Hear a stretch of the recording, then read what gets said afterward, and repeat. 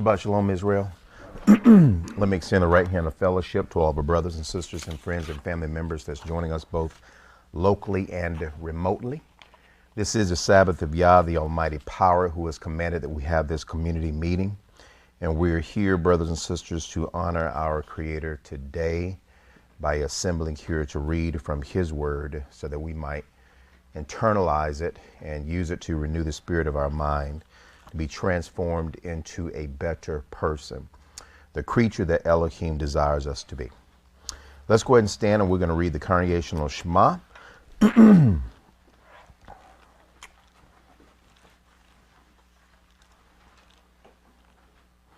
In Hebrew, we say, Shema Yisrael, Yah Eloheinu, Yah Echad, Ve'ahavta, et Yah Eloheka, V'kal Levavka, Uf V'kal, Nefeshka, Uf V'kal, Mordeka.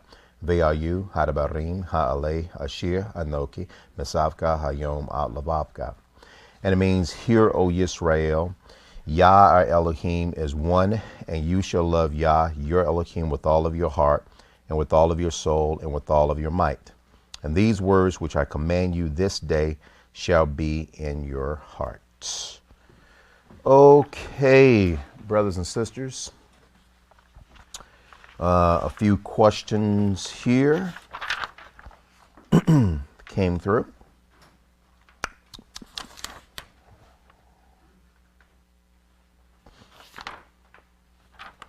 So let's just go over these questions.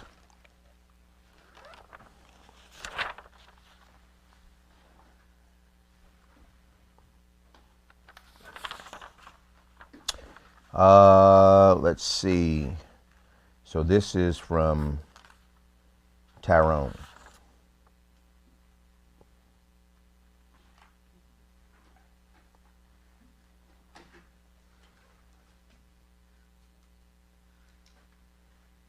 What is the difference in calling the Hamashiach Yahusha,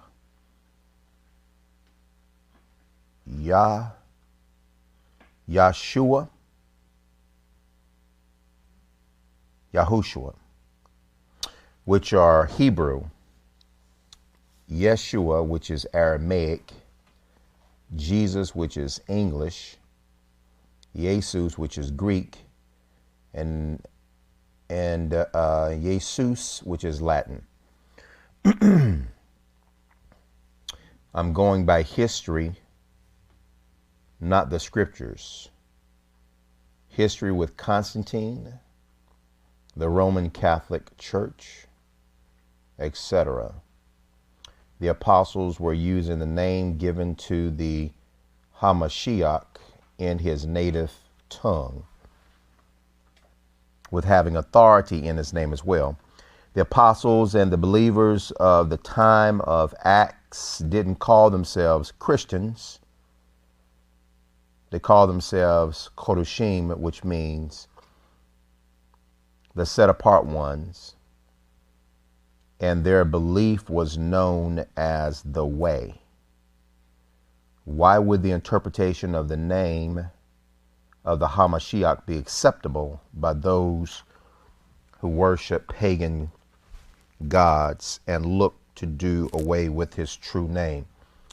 Isn't it all about deception with the enemy? So, brothers and sisters,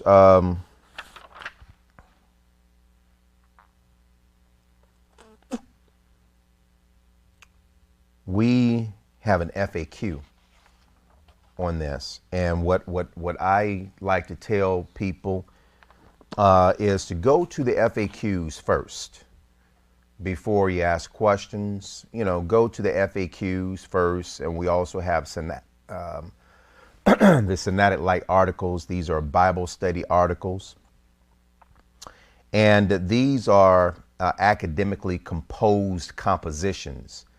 So it's going to be different from what you find in Hebrew Roots form, Hebrew Israelites form on YouTube and on the internet. So I try to caution everybody about these things. And in the Hebraic community, you find all type of stuff. You find the Messiah's name is Yasha and Yahushua, just a whole bunch of stuff. So If there is a supposition that someone has formed with regards to the etymology of the Messiah's name or Elohim's name, what you want to see is an academic backdrop for that. That's what you want to really see, because people are looking at things and they're forming suppositions based upon sounds and inferences, and that's just really not good. So, is it about deception? Well, no, because the question here is somewhat vague. I'm not quite understanding. Isn't it all about deception with the enemy? So there's just a lot of stuff in here. My response to this is, well, first of all, so we have an FAQ on it. And so I'll read the FAQ. We use an elided pronunciation for the Messiah, Yeshua, instead of the pronunciation Yeshua. And I tell you why we use the Elysian Yeshua instead of Yeshua. I said for theophoric reasons, for theophoric. Theos is God, phoric means to embed. And so here's your history. This isn't YouTube stuff, and this isn't off of someone's internet. This is academia. The Tiberian pronunciation for the Messiah is Yehoshua. The Judean pronunciation for the Messiah is most probably Yahoshua. So there's no deception here. This is a matter of dialect. In the South, they pronounce the same words differently than they did in the North. And we know this to be the case because it's documented in the scriptures. For example, when you go to the book of Judges, one of the brothers said to, I think it was the Ephraimite tribes, to determine what region of Israel they were from. He asked him to say Shibboleth, and they said Sibboleth, and those are two different words. Some people will say, well, same word, just pronounced differently. Yeah, well, those are two different words. And so they were able to identify the region that they were from because of how they pronounced certain words. And these brothers lied to the individuals. And then, of course, they were killed because we were having civil war at that time. Like, for example, and still today, I know brothers who come from up north. I can tell by their dialect, right? If they're from New York, mainly, New York, New Jersey.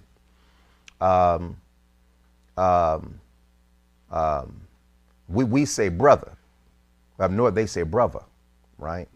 BROVAH. What's up, brother? So, and you fast. All I have to do is just listen in. Anyway. But, so again, this is a dialect issue. And we have to understand that Hebrew words, Hebrew was not written with vowels. We have something called matres lectionis or matres lectionis, which means long vowels. A number of the consonants would double for vowels.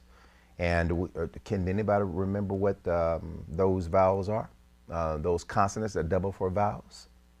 Any of you saplings? Remember? Ariel? Yeah.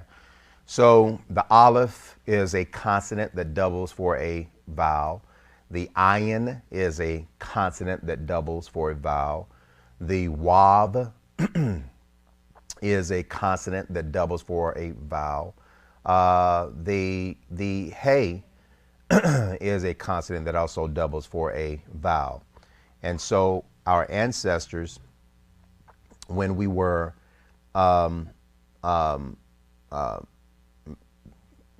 forming words and using vowels, we would use certain consonants, as I said before, that would double as vowels. So it's not until we get into the 7th century AD that we developed the Nikud or the Nikodot system, the vowel pointing from the Masoretes. And the Masoretes are from Tiberias, Israel. They're northern Israel, right? These are northern Israelites. So they're going to give us a vowel pointing and a punctuation based upon the dialect in the north.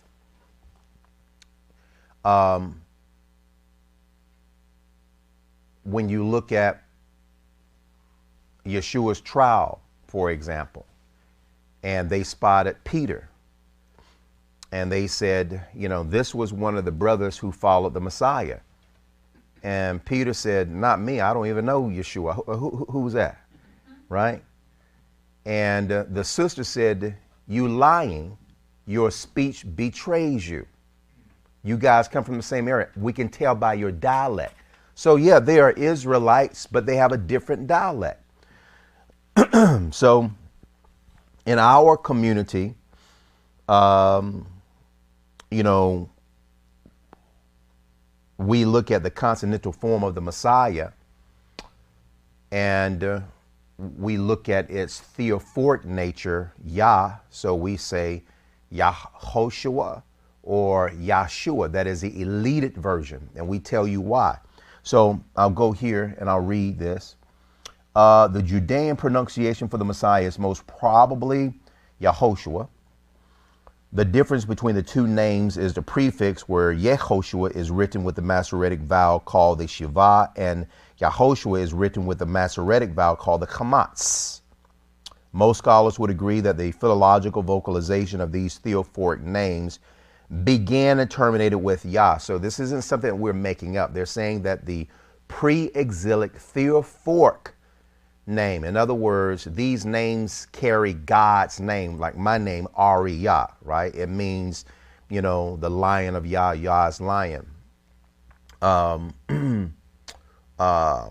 Daniel is a theophoric name.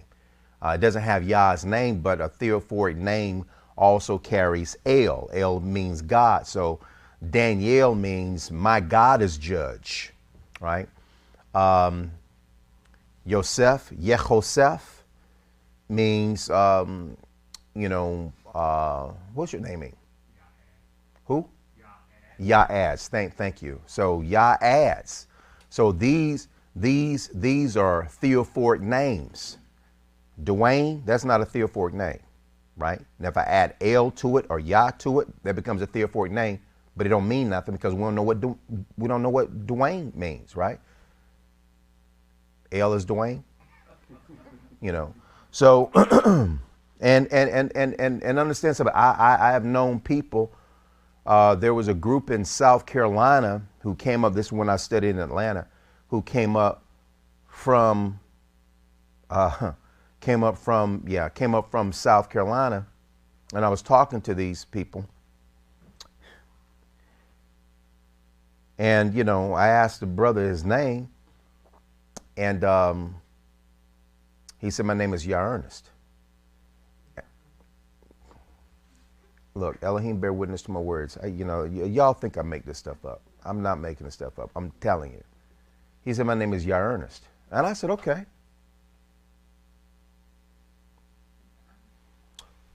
I'm not familiar with that Hebrew name. And I asked, I said, would you come from the Bible? Where they? No.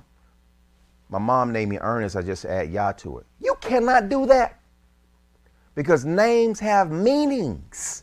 And especially when you put Yah's name to it. I mean, what does that mean? So again, people just do things. I think it's well-intentioned, but you need to understand, you need to understand certain rules, cultural rules, and grammatical rules behind things. So Most scholars would agree that the philological vocalization of these theophoric names began and terminated with Yah. We have a number of scholars, anthropologists, linguists, and philologists. Because when you all had your SAPS lesson on this, you had a whole bunch of scholars, and there's unanimity in their supposition that the theophoric pronunciation for the Creator's name, in the South, in other words, in Judea at Jerusalem, was Yah, and things that would be suffix with Yah, things that would that would be a prefix, if you will. Yah would be the prefix. And so this is what I'm saying. You got to have support, some good, solid support behind this, because I will tell you, a lot of what we see here, people just made up. And that's just a reality. In the Hebraic society, people make things up, and that's not good. So most scholars would agree that the philological vocalization of these theophoric names began and terminated with Yah and Yahu. So again, this is where some people make a mistake. Like I said before, Hebrews find this type of stuff and say, oh, okay, so one of the Creator's name is Yahu. No, it's not. That would be called the Trigrammaton. This would be spelled with the Yud, the Hey, and the Wav. That's nowhere in the Bible. You don't find that nowhere. So what is it? It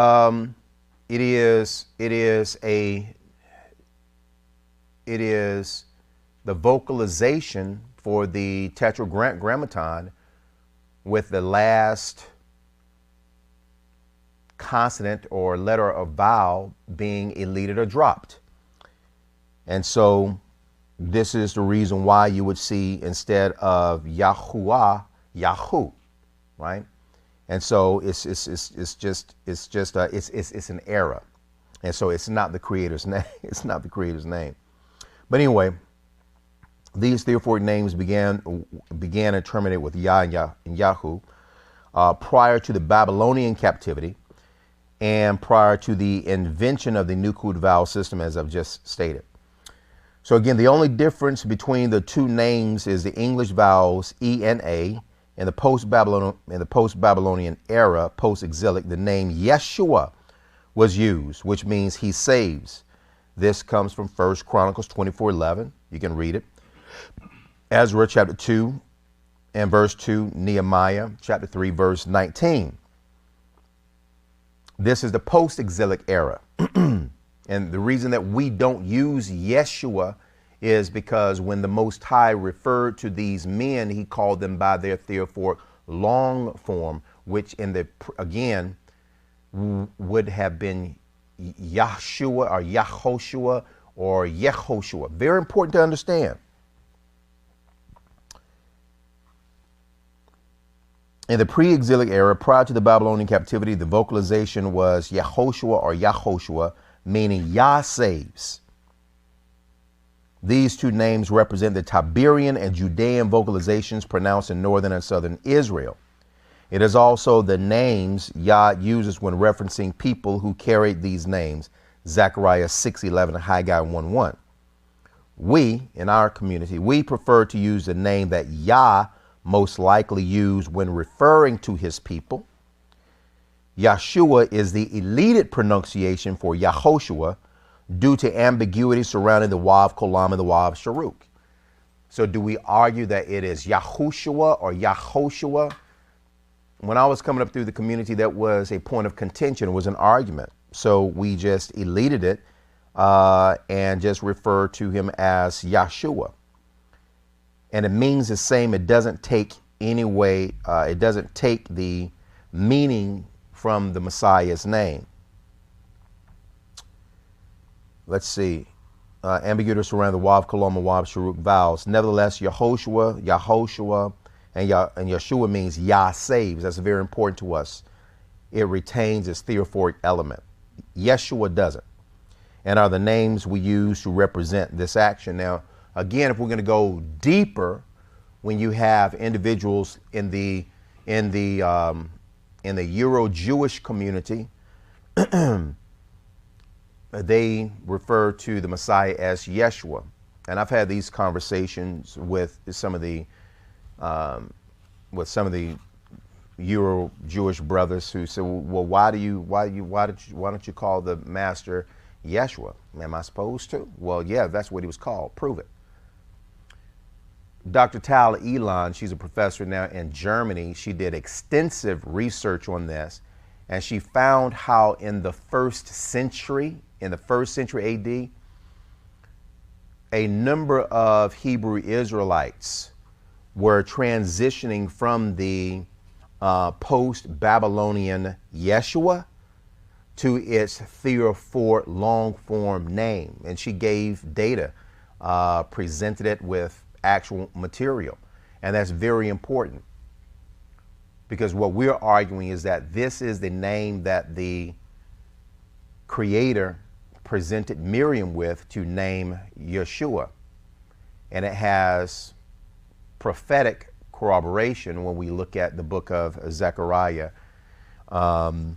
with Yehoshua ben Yehosadek, right?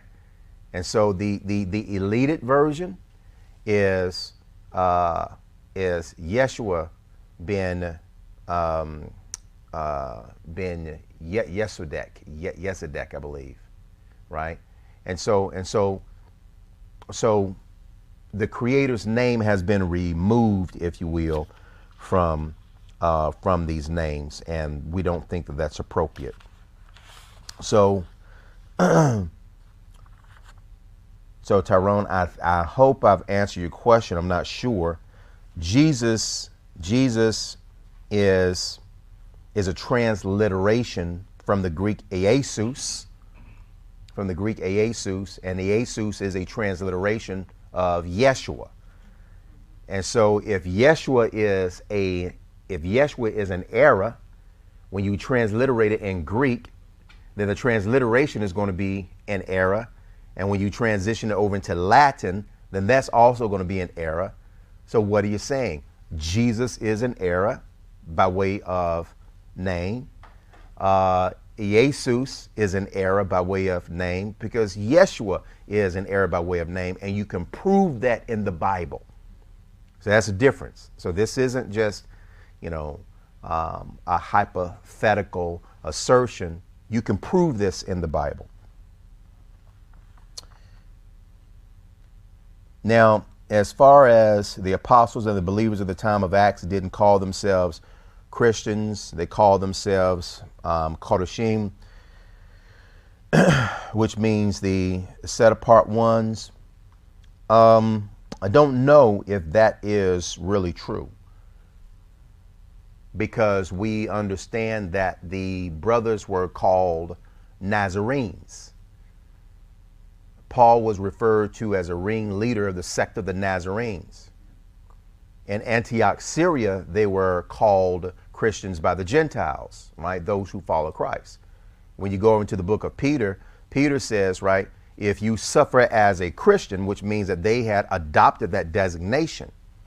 And this is the reason why today there is a difference between Judeo-Christian, primitive Christianity, and modern Christianity, which is in fact patristical Christianity. So as we all know, or at least should know, the Christianity that the world practices today is not biblical Christianity. It is patristical Christianity. And so scholars know this to make this very pronounced in your disquisitions, whether it's Sunday, Saturday, or whatever the case may be, it's quite frankly going to be very upsetting to the masses. And so this is the reason why theologians just kind of give you the history briefly and go on to, ties and grace and love and mercy and compassion, right? But no, that's very, very important, because I want to practice the Christianity that the apostles practiced in the first century. that the disciples practiced in the first century. I want to know what that Christianity looks like. And it's very easy to identify it because all you have to do is identify Yeshua's form of worship. His form of worship was monotheistic. He only worshiped the Father. And number two, he was a strict observer of the law. And that's what all of the apostles did. That's what all of the disciples did. And so this is the reason why it is referred to in scholarship as Judeo-Christians. There's no such thing as really Gentile Christians. We didn't make a differentiation in the body. Remember, in the body, there is neither Jew nor Greek. So you have the Gentile Christians forming up in scholarship, and that's not right. There's only just one type of Christian, if you will. So, I'm a little concerned. Concerned here. I would have to ask the brother, what's his source for this? Where does this come from? Where does, did they call themselves the followers of the way? Yeah, this was before there was a term for it. So that was early in the movement. What do we call this faith? It's the way we worship God. It's the way we worship. It's the way. Oh, okay. So we're gonna call it the way, right? And so now that ain't gonna work. And so we see in Jerusalem, the brothers were referred to as Nazarenes. So I would be very careful with getting caught up in a lot of this philological ramblings about Yeshua the Messiah. Whatever name you choose, whatever that is, just be able to support it. And certainly don't give me a YouTube video. That don't work for me. Or give me somebody's website. I want to see some hardcore scholarship on whatever you got, because that's what I present to folks in the community. Okay? All right. Yeah, and so the resource, like I said before, you go on the FAQs. We give you the sources. This is from Tal Elon, Texts and Studies in Ancient Judaism. This is MacArthur P. Cowell, Yah, son of Omri, and this is Skinner Hubert Marshall. And that's just three of probably about 30 or 40 sources that we actually use in our apologetic school. I ain't gonna put that online. You're only gonna get a sample, okay? All right, now, let's see. Here's the next question here. All right. Who got computers around here that can type in to look stuff up? Okay. Who? Joe? Okay. All right, great. Okay. All right. So, Joe, this is what I want you to do. I want you to look up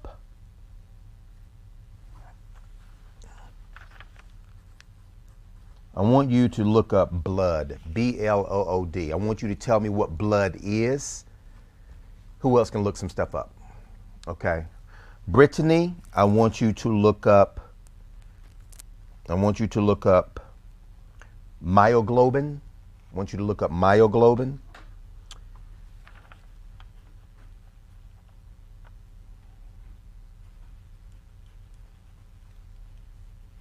Danielle, I want you to look up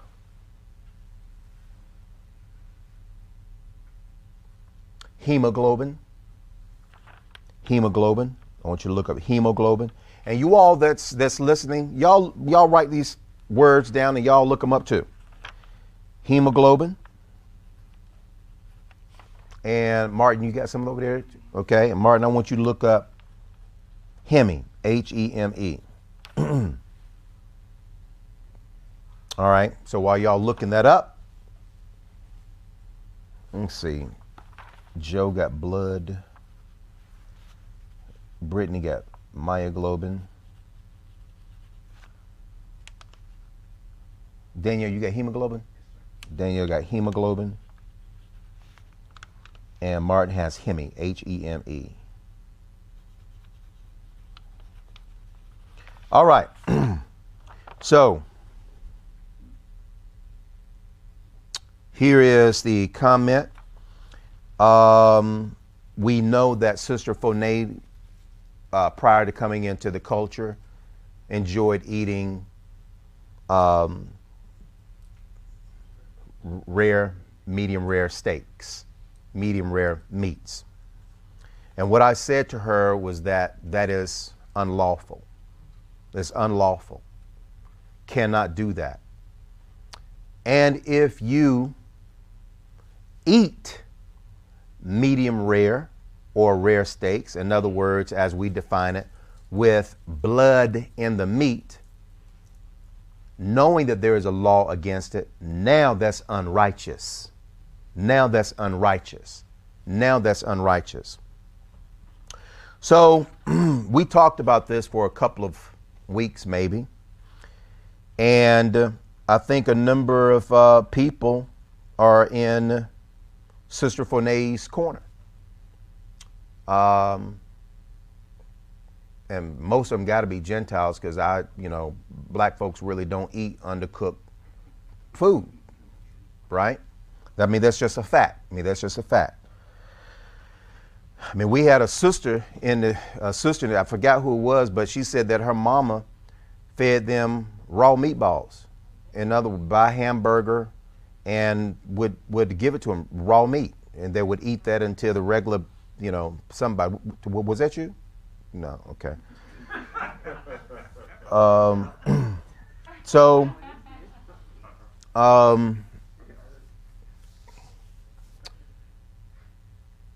So here is this comes from Nicholas. The subject is medium rare steak. I wanted to ask for more clarification on eating steak with red in it. To reiterate, I am not attempting to justify my own desires. I just want to get a deeper understanding based on the information that I found during my research.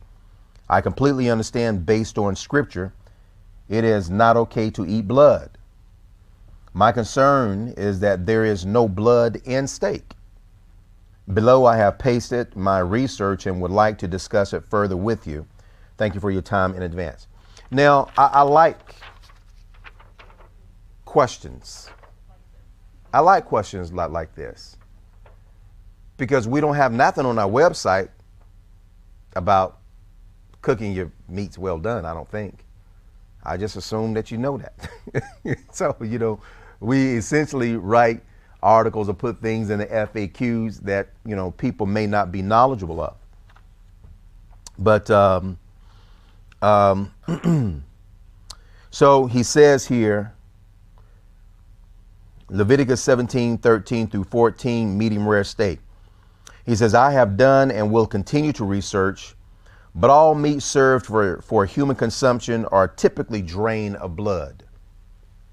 Additionally, there are ways to make meat kosher by a soaking method, but even after that method is used, the meat will still have red liquid in it due to something meat scientists call as purge, which is a combination of water and meat proteins that drain from meat, as I found during my research.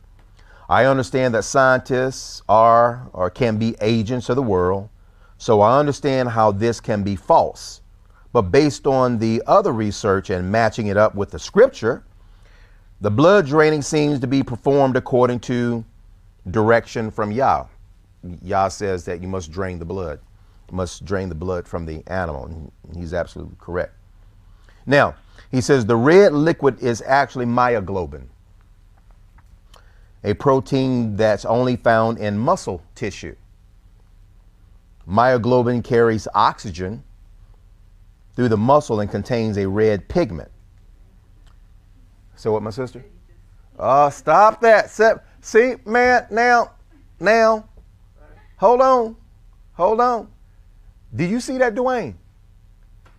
One word popped up here, right? And he's like, okay, shut it down. He answers his own question. He answers his own question.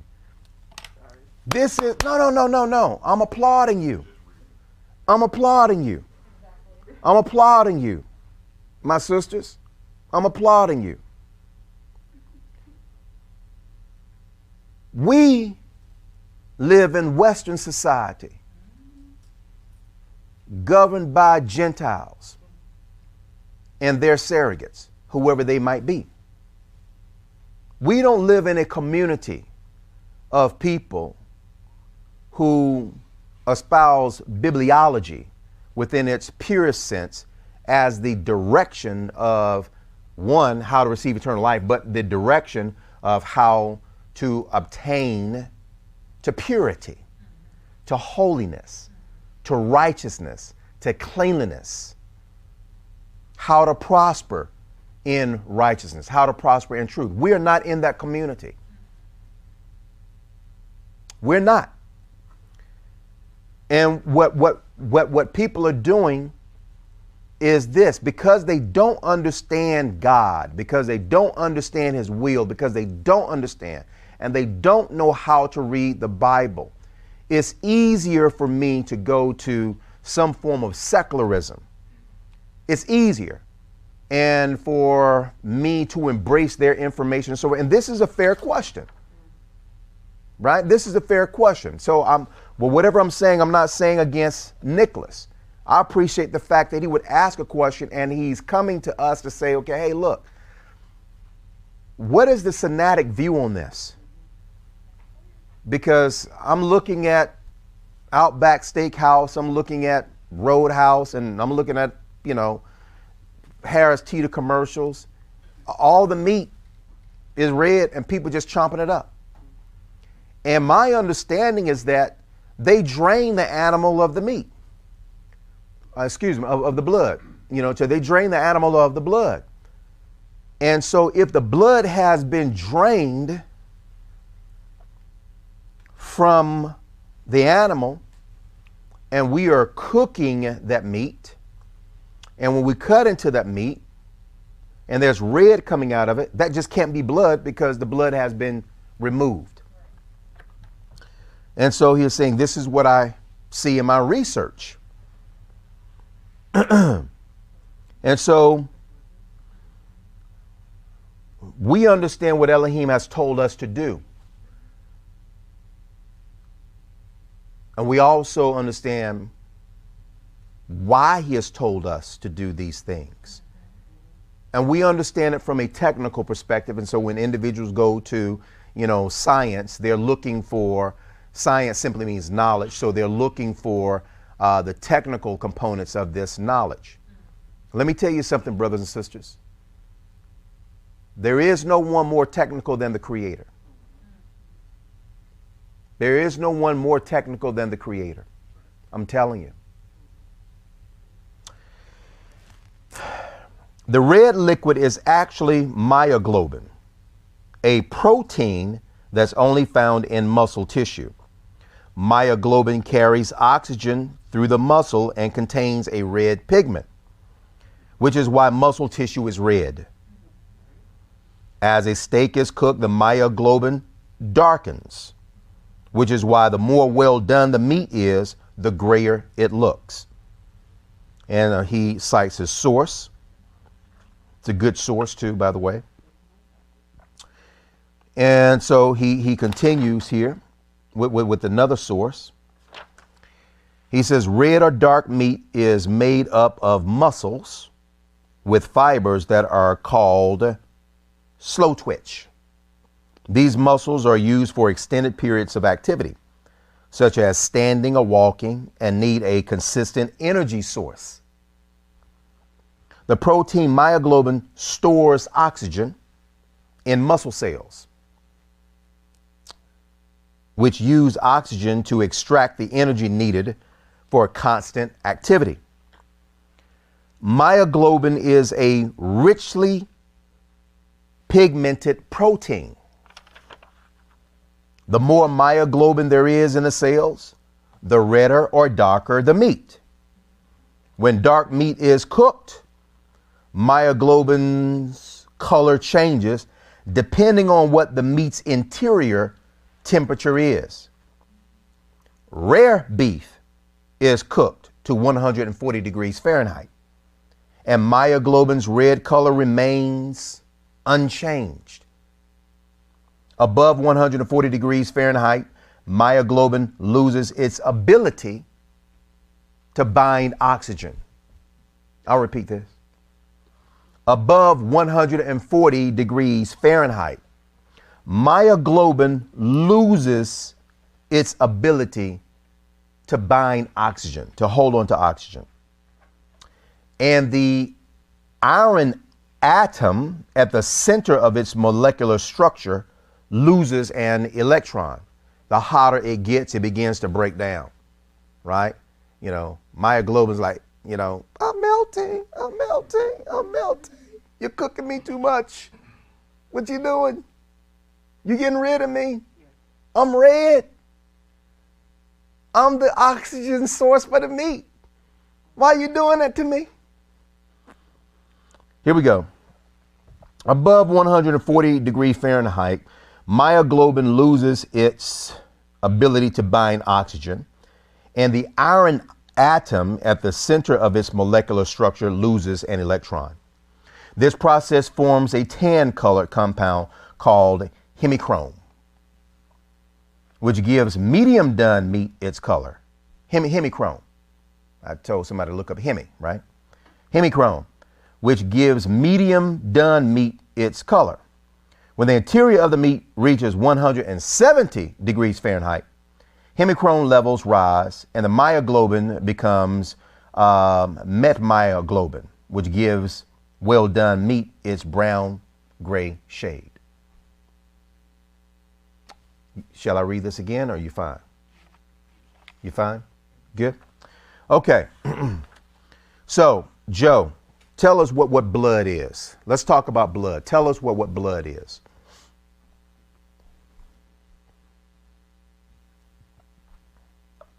So by definition, from hematology.org, blood is a specialized body fluid. It has 4 main components. Okay, let's stop right there. So blood has 4 main components. So blood is a vehicle, and a vehicle has components. A vehicle has components. Vehicle got tires, it got, you know, it got engines, it got gas, oils, it got bearings, it got different components. Blood has different components. The blood has. Go ahead, please. It has 4 main components: plasma, Plasma, red blood cells, red blood cells, white blood cells, and platelets. And platelets. Okay. Blood has many different functions, Okay. including transporting oxygen. Okay, stop. So blood has different functions. One of its functions is to transport oxygen. Transport oxygen. So within the blood, it's again acting as a vehicle, a vessel. Oxygen says, hey, can I get a ride? Can I hit the ride? So oxygen says, right, can I get a ride? Blood says, come on. That's why I'm here for you. I'm here for you. Go ahead. Transporting oxygen and nutrients to the lungs and tissues. Okay. Forming blood clots to prevent excess blood loss. Okay. Okay. All right. Good. That's what you got for me? Yeah. Okay. Great. Great. Okay. I want to go to Martin, Hemi, H-E-M-E. You looked up Hemi for me. So what we have concluded is that blood is a transport mechanism. Blood is transporting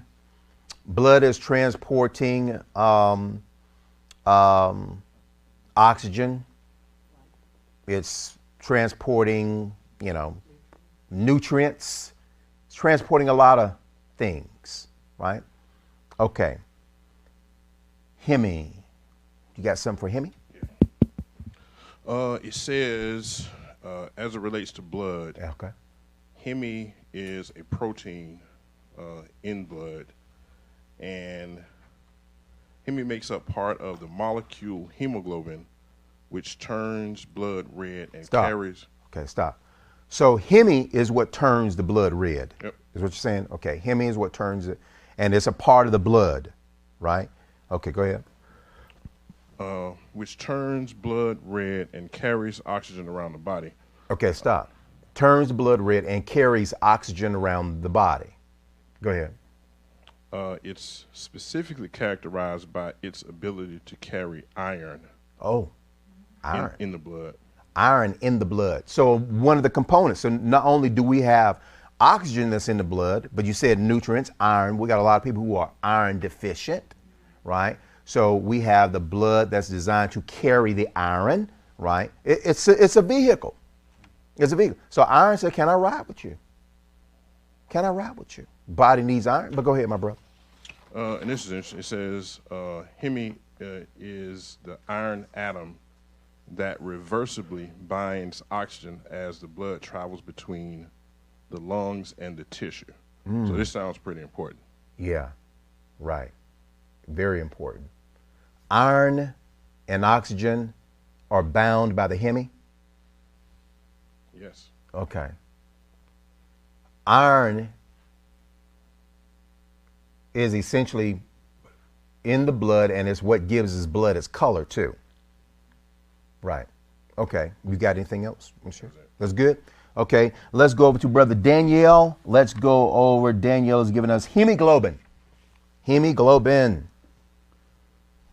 Okay, hemoglobin is the iron-containing oxygen transport melanoprotein in the red blood cells of almost all vertebrates, as well as the tissue of some invertebrates. Hemoglobin in blood carries oxygen from the lungs or gills to the rest of the body. Hemoglobin. Etymology for heme is what? Did we know?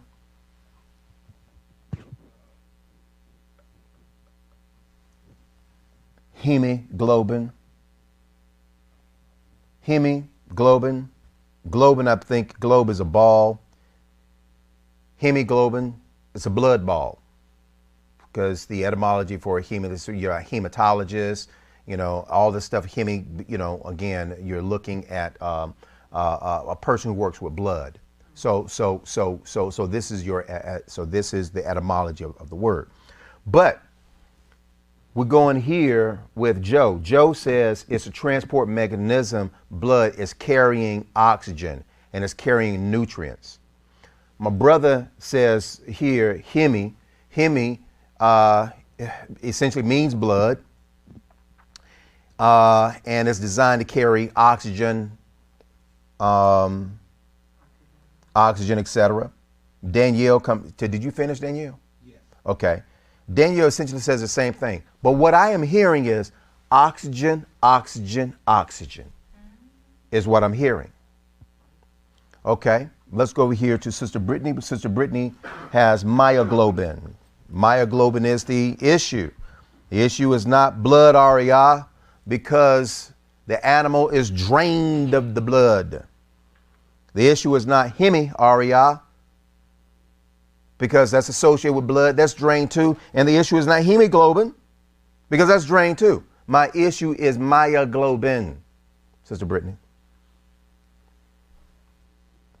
So myoglobin is distantly related to hemoglobin. Compared to hemoglobin, the myoglobin has a higher affinity for oxygen and does not have cooperative binding with oxygen like hemoglobin does. In humans, myoglobin is only found in the bloodstream after muscle injury. Myoglobin is a protein that's found in your striated muscles, which include skeletal muscles, the muscles attached to your bones and tendons, and heart muscles. Its main function is to supply oxygen to cells in your muscles, the myocytes. Here it says myoglobin facilitates oxygen diffusion. The myoglobin desaturates at the onset of muscle activity, which increases oxygen's diffusion's gradient from the capillaries to the cytoplasm. Something else I read. So it functions as an oxygen storage unit, providing oxygen to the working muscles. So diving mammals such as like seals and whales are able to remain submerged for long periods because they have greater amounts of myoglobin in their muscles compared to other mammals like ourselves. Okay. What gives myoglobin its color? Do you know? Let me see.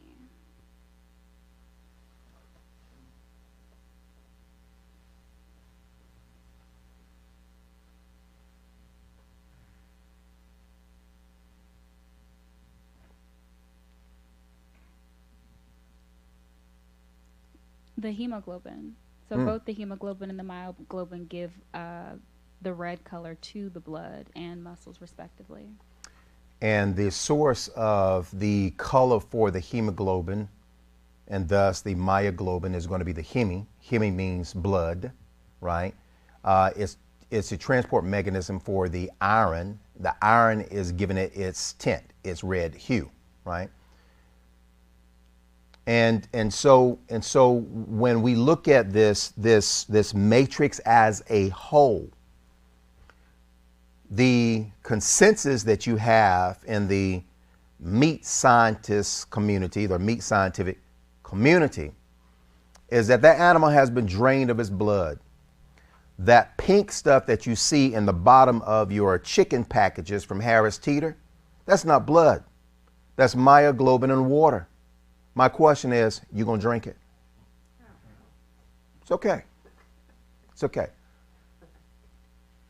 Why not? It ain't blood. It's myoglobin. Okay. 2.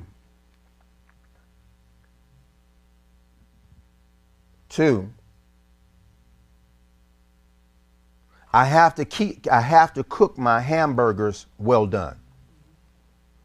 Why must I cook my hamburgers well done? I cook my hamburgers well done because that's regarded as perforated meat, which means that it is susceptible to a lot of pathogens and contaminants, a high deal of E. coli. So that's the reason why you got to cook your burgers well done. Our steak don't have to cook well done. This according to the scientific community. Now we're going to get to what God says here because God created everything we're talking about. So yes, you want to cook your burgers 170 degrees Fahrenheit, 175 degrees. It needs to be thoroughly cooked. If not, you're going to have some problems. But the steak, we don't have to worry about that. As long as you don't perforate it, as long as you don't puncture the steak. So the way you cook your steak, you put your steak on the grill or you put it on the oven or whatever the case may be. Don't take a knife and punch it, because when you do that, then the bacteria that is on top of the steak, right, is going to be impressed within the meat of the fiber of the steak. And your intent is to eat the steak rare or medium rare. What you have done is you have transferred that bacteria now in the interior of the steak. And seeing that you're going to eat it medium rare, in other words, you're going to be eating the myoglobin, you're not eating the blood, but you're still opening yourself up now to contaminants and pathogens. But if you perforate, if you puncture it and you cook it at 170 degrees, it don't matter how many times you done stabbed the meat. Why? Because there is nothing to bind the contaminants.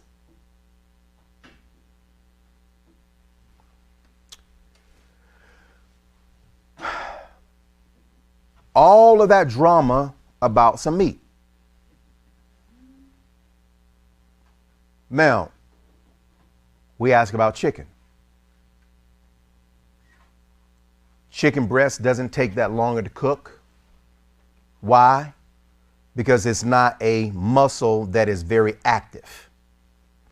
Chicken thigh, chicken legs takes a little bit longer to cook. because those are the active parts of your chicken.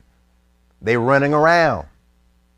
They're doing squats and everything, right? So it requires a lot of oxygen. It requires a lot of oxygen. It requires a lot of myoglobin.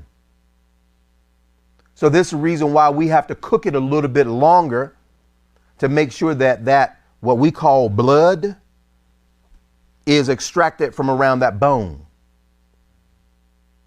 If we get some chicken from Popeyes or Bojangles, and it's happened, I go into Bojangles and cutting my chicken. Whoa, hey, hold on now. Excuse me, yes. Can I get some more chicken, please? Because this ain't gonna work. What's wrong with the chicken? It ain't done. It got blood in it. It got blood in it, right? Now, no one is going to come and say, oh, that ain't blood, child. That's myoglobin. You good? No. We see red, we see blood. So that chicken got to go back. If you don't cook that chicken well done, brothers and sisters, you're opening yourself up to salmonella. Big problem. But Aria, I've not preparated. You said preparation. I said preparation for steak. Preparated meat is hamburger. They got to be cooked well done. But my chicken is not preparated. The processing of that chicken is preparation.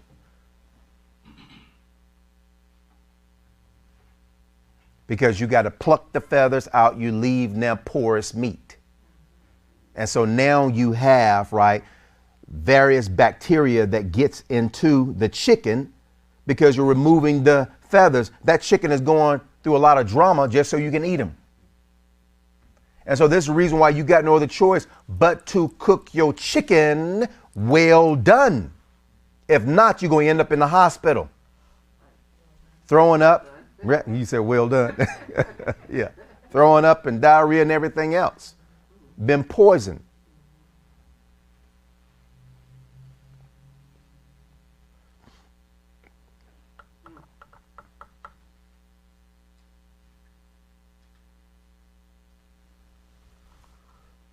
Myoglobin is blood. The scientists say, no. That's the reason why I asked Joe to break down what blood is. Ask Brittany.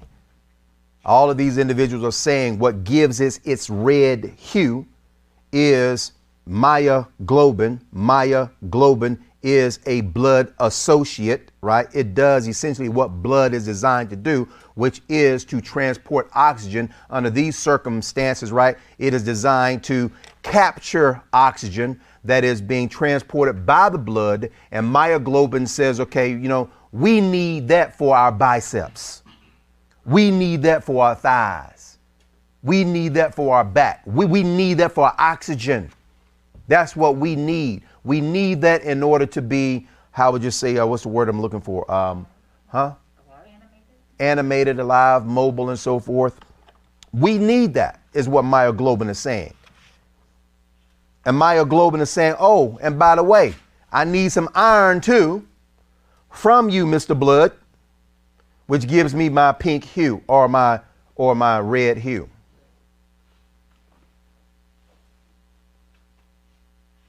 Here in my brother's email, he said the red liquid is actually myoglobin, a protein that's only found in muscle tissue. Myoglobin carries oxygen. As soon as I said that, this side right here said, okay, that's a wrap.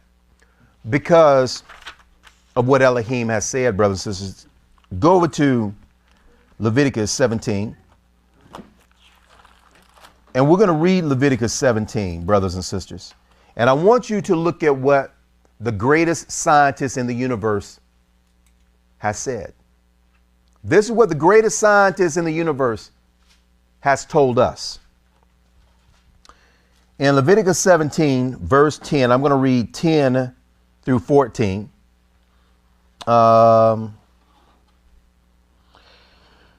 Verse 10, Elohim says, and whatsoever man there be of the house of Israel or of the strangers that sojourn among you that eats any manner, any kind, any type of blood, I am going to set my face against that person that eats blood. Now, I want you all to think about this. When Moses gave us this law, brothers and sisters, this is around the 15th, about the 15th, 16th century BC. And this was given to brothers and sisters who were coming out of Egypt. This is our charter. This is our constitution. This is what Elohim gave to us to govern our behavior, govern our conduct. This is what he gave to us to lead us, guide us, direct us in truth, in righteousness, in holiness, in purity. This is what Elohim has given to us. It is extremely important for us to read what God has said in all things. Now, I believe in academia as a secondary resource. Number two, secondary. I believe that you use academia to reinforce your primary resource. Your primary resource is the Bible. And you use academia to support it. You don't ever use academia as your primary source unless you're having a secular argument. Here, we're not having a secular argument. This is a theological argument. So the source has to be the Bible itself.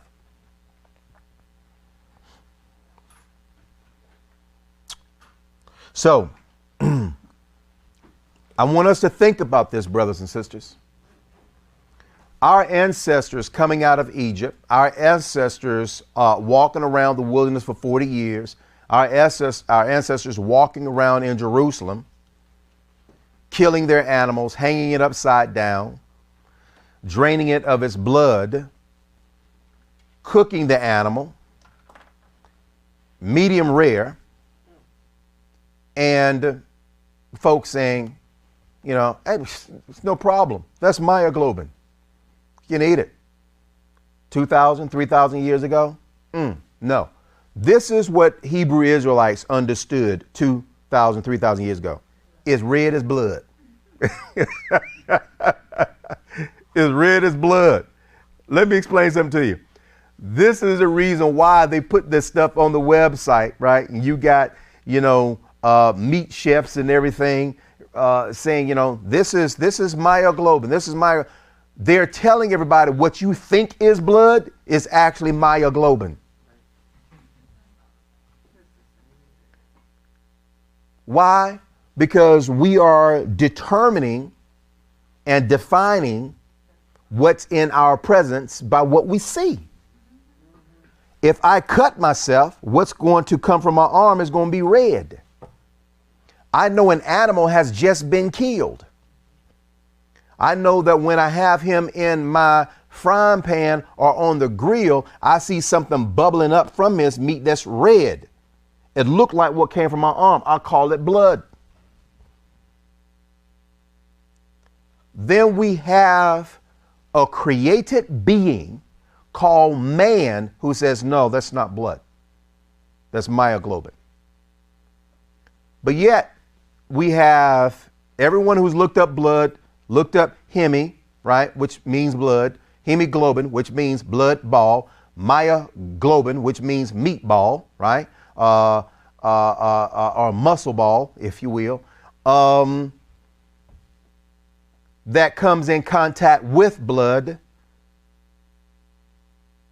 that essentially binds itself to blood proteins that's designed to help myoglobin do its job. We're saying that that's edible. We're saying that that's edible. Not a problem. Not a problem.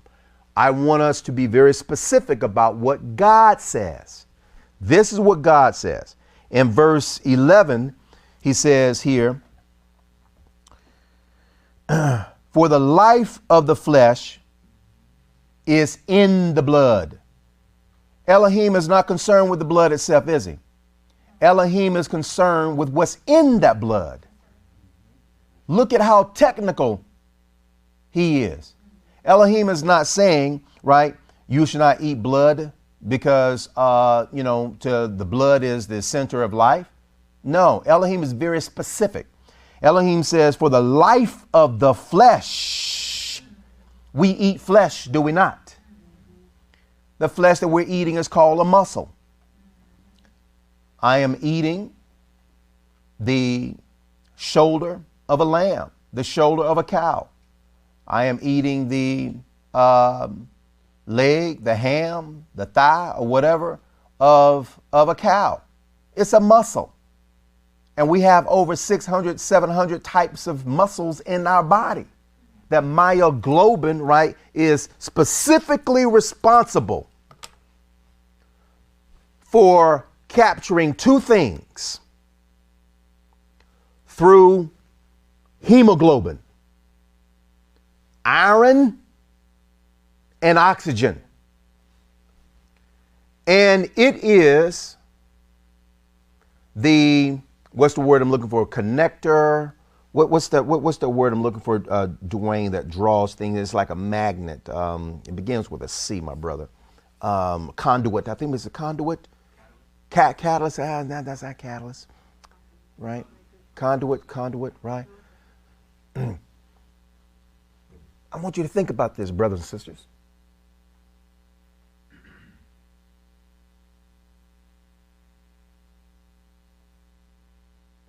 Myoglobin holds oxygen at a higher rate than hemoglobin. I want you to listen to me. Myoglobin is responsible for capturing iron and oxygen and storing it in the muscle, storing it so you can live and be active. I mean, what happens if we have blood that don't get to the tissue? Blood doesn't get to the tissue, right? Guess what? You're going to have to start cutting things off because you got somebody walking around here with dead tissue. Myoglobin says, I'm going to fix that. I'm going to fix that. I got a partner named hemoglobin. And hemoglobin, he's always running around here in the body. And every time he come around, I'm going to snatch oxygen. And you know what? Hemoglobin said, bruh, come on now. I mean, it's one per cycle. You taking 5, 6, 7 of my oxygen ions. Myoglobin said, yeah, because I got somebody I got to maintain. This brother is walking, he's running, he's benching, he's squatting, he's doing all of these things. And I was created to make sure that those muscles are oxygenated. And you are going to help me, Mr. Hemoglobin. Listen to me, brothers and sisters. For the life of the flesh is in the blood. What gives us life? Oxygen. Elohim is saying, when you eat your meat, I want you to make sure that there is no oxygen in that meat, because that's life. Now, oxygen, brothers and sisters, oxygen is ruach. It's like a spirit. It's an intangible. It's like wind, breath, air. So Elohim is saying, how can I give this to them in a way that they can grasp it, understand it immediately? Oh, okay, blood. They see blood. But I'm going to tell them that there's something in the blood. And so this is where science is very important to us today. Science says, oh yeah, oxygen flows through the blood. Your brain needs oxygen. Blood, hemoglobin pulls from the lungs. We breathe. The lungs, hemoglobin, right, pulls that oxygen, right, and says, now let's go ahead and hit all our spots. And myoglobin is sitting right up there, right? Say, okay, here we go. 3 times oxygen. 4 times oxygen. 5 times. And storing it in the meat.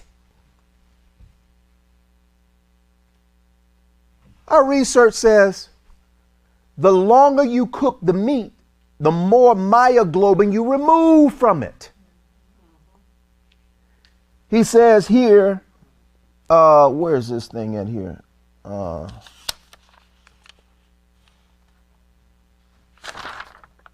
Okay. Rare beef is cooked to 140 degrees Fahrenheit.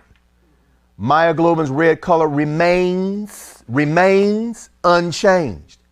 It got to be changed for you to eat it because it's still active in terms of its divine responsibility, which is to retain the oxygen. Elohim is saying, I don't want you to eat that because that is what gives life. And I want that removed. I want it removed. He says here, above 140 degrees Fahrenheit, myoglobin loses its ability to bind oxygen and the iron,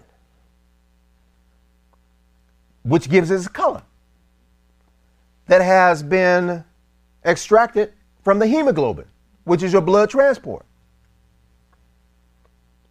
And the iron and the atom of its molecular structure loses electron. This process forms a tan color compound called hemochrome, which gives medium done meat its color. When the interior of the meat reaches 170 degrees, hemochrome levels rise and the myoglobin becomes metmyoglobin, which gives well done meat its brown gray shade. The oxygen is gone.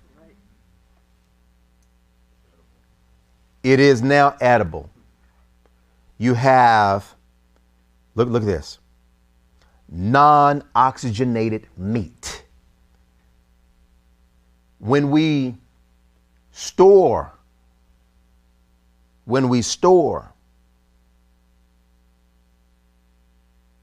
our meat in these airtight, air-sealed packages, vacuum packages. What happens to the meat when you do that? It begins to turn brown. Why? Because you're taking this oxygen. When it's red, it's oxygenated. That's a problem with Elohim. That's a problem, brothers and sisters. And I'm glad the brother asked this question. Have y'all been listening to the class on the way up here? So the brother asked a great question. Now, y'all been not seen, they know nothing about no myoglobin. My aunt knows everything about myoglobin and hemoglobin and blood because she's a hematologist. So I called her up and said, look, I got a question about myoglobin. She said, what you know about myoglobin? Nothing. That's why I'm calling. That's why I'm calling you. I said, apparently we got a brother in the assembly says he can eat myoglobin. She said, why would anybody want to eat blood? She calls it blood. And then she explains why it's blood. And I said, but that's not what the researchers are saying. And she said, because they're being overly technical with it. This is what I do. And this is what myoglobin. And then she, a mild rebuke. She says, I'm surprised you haven't researched this already before you called me. And I said, well, I need to, I want to talk to you firsthand. And then, I'm going to pick this stuff up and I'm going to break this thing down. And then she asked a question. She says, why is this so important? I said, because we got some people who want to eat medium rare meat. And she said, here's the problem with eating medium rare meat. You open yourself up to pathogens. You open yourself up. Sister Fournay, you work in the medical field, don't you?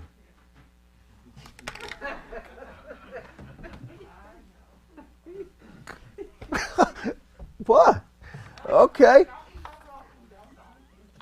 You're right. I got you, my sister. I got you. So anyway, she was explaining and it actually motivated me because she was very technical. And so, you know, when I said, okay, let me see what Sister talking about. And I'm like, wow, I'm you know, what just it fascinates me is how Elohim works. I mean, Elohim creates something called hemoglobin and myoglobin. Hemoglobin is designed, right, to move that blood throughout the body for the purpose of transporting oxygen that Elohim says you need to have in order to live. As that oxygen is flowing throughout the body, we got now something, a compound called a myoglobin.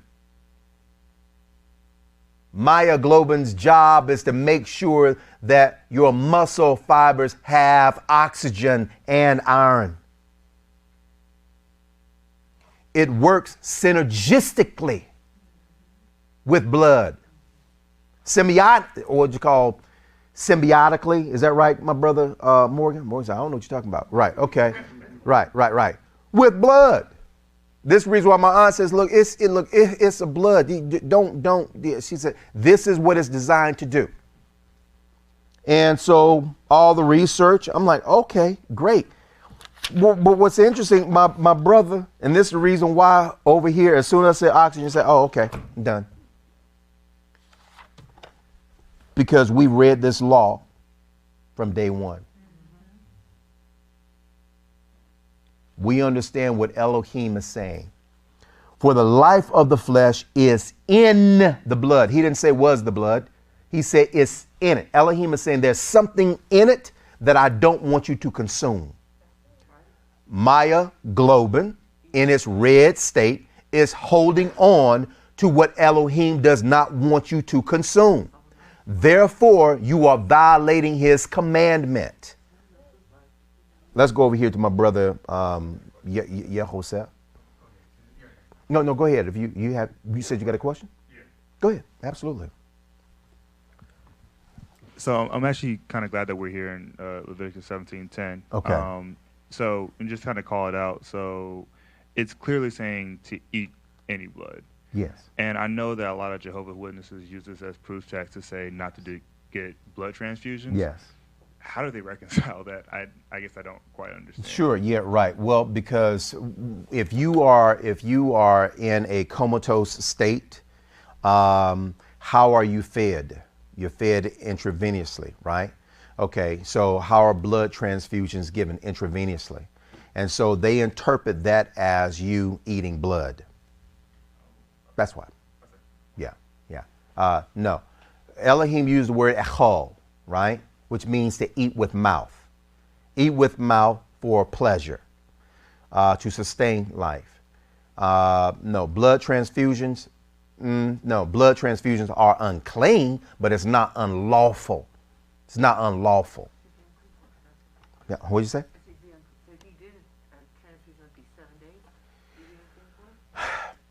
Probably just probably just into the evening, because we don't have a law that talks about blood transfusions, right? So that's the reason why it's not unlawful, you know. And yeah, Jehovah's Witnesses. I mean, come on now. I mean, you got your child, you know, who's just in a car accident, and the doctor says, you know, look, your child is AB positive. You're AB positive.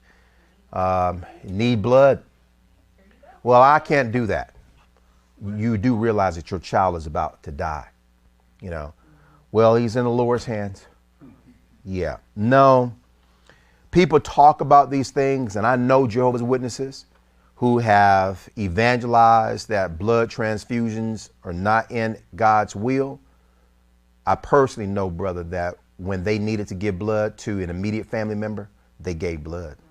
So it's one thing to declare something without having to actually be in that situation or circumstance. I mean, this is a little bit different from you refraining from eating because you have an appetite or whatever the case may be. This is a human life. This is a loved one, right? So, but anyway, that's where that comes from, my brother, and it's a misuse of the text. Go ahead, Brother Joe. So this might be me being a little bit of midrashic here, but just Okay. a question. When we Yes, talk yeah. about preservation of life, Preservation right? of life. It's on us to not put ourselves in a situation that harms our body or anything like that. We're accountable for that, right? Yes, yes, And then we're looking at Leviticus 17 and 10. yes. 17 and 11, for the life of the flesh is in the blood, right? We talk about oxygen. Yes. But then you know, I know we're talking about this in the context of food, Food, right? yes. But I started thinking about it from the context of just a healthy lifestyle, right? Okay. When we look at like our cholesterol levels, our LDLs and Yes. HDL levels, Yeah. and how we live and the things we Right. do. And I know we talked earlier about, you know, it triggered me when you was like, hey, you know, when you talk about the chicken running around doing squats, his legs are a little, you know, little harder, but they're more fit, right? Yep. And blood tends to flow and really well when your body is in optimum shape, right? Yes, sir. So would we not be accountable in this regard to be mindful of how I know we talked, I might answer my own question, be mindful of how we treat our body to not constrict blood flow by, you know, how we diet, how we lack of exercise, things of that nature? Would that fit into this as well in terms of not hindering that blood flow in our body? I would say that's probably more common sense than it is legal. Because yeah, you're getting into something that's very technical and nuanced. It certainly would be, you know, called vahormer, right? From light to heavy, in the Midrash framework. And remember, we got folks who've already started talking about that. People are like, man, look, don't you do that, you know, because mass confusion. And so what's the specificity of the law? I mean, again, common sense is that we want to be healthy. Look, I got a relative right now. And I tell you, when he used to, you know, keep me, this man, every day when he came home from work, was working out. And he ran, I want to say it's probably about a good 10 miles, a total of 20 miles. So he ran he ran, I want to say maybe about, I think he told me it was about 15 miles every day. I used to get on his weight bench. He stuttered real bad, right? You know, he would look out the window and see me on this bench, you know, get off my bench, right? You know, but you know, working out. Today, he's just in the bed. Just in the bed. Extremely overweight. Now, he's what, 78 years of age. And I asked another relative, I said, what happened? I remember, I mean, this guy was the fittest man in the country, in the county. And she said he just gave up. And it's very painful, you know, when I go visit him. He got all of these pills that he has to take. So, look, should we be maintaining good, solid health? Absolutely. Is it unlawful if we slack? We can't say that. We can't. Let's make sure that we're clear.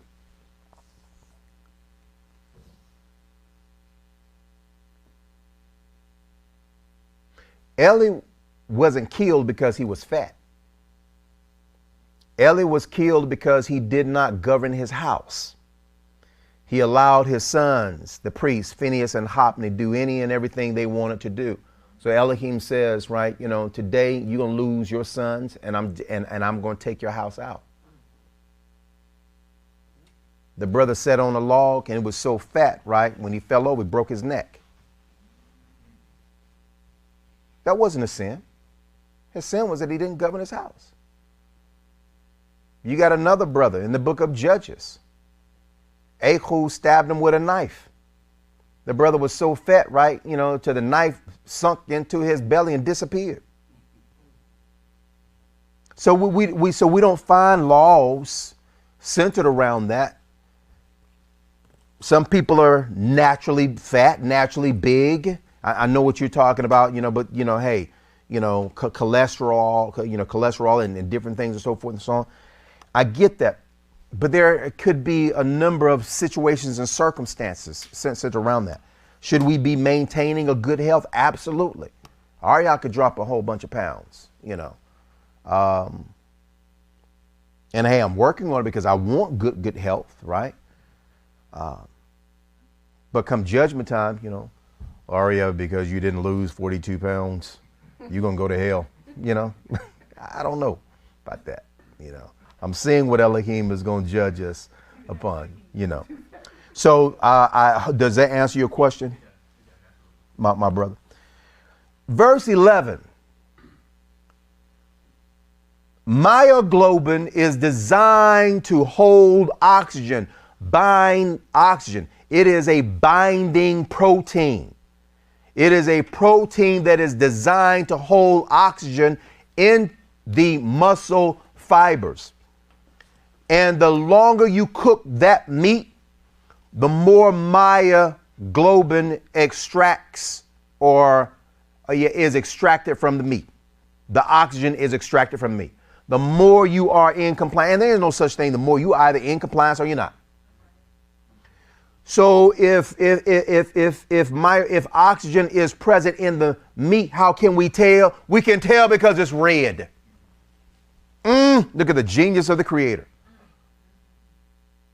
I wonder if this gray meat got any myoglobin in it. I don't know. How can we tell? Elohim says, I can tell you tell. Is it red at all? No, it's gray. Then myoglobin is gone. Eat on. You all see the technical component is in the blood. And Elohim ain't talking about plasma and iron. He's talking about oxygen. Myoglobin binds oxygen 4 times greater than what hemoglobin transports throughout the body. So if anything, you might want to be eating some hemoglobin. But you may want to stay away from myoglobin, right?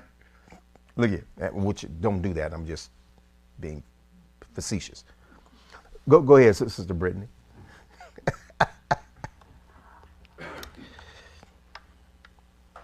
I mean, Elohim, I just want you to know I appreciate you.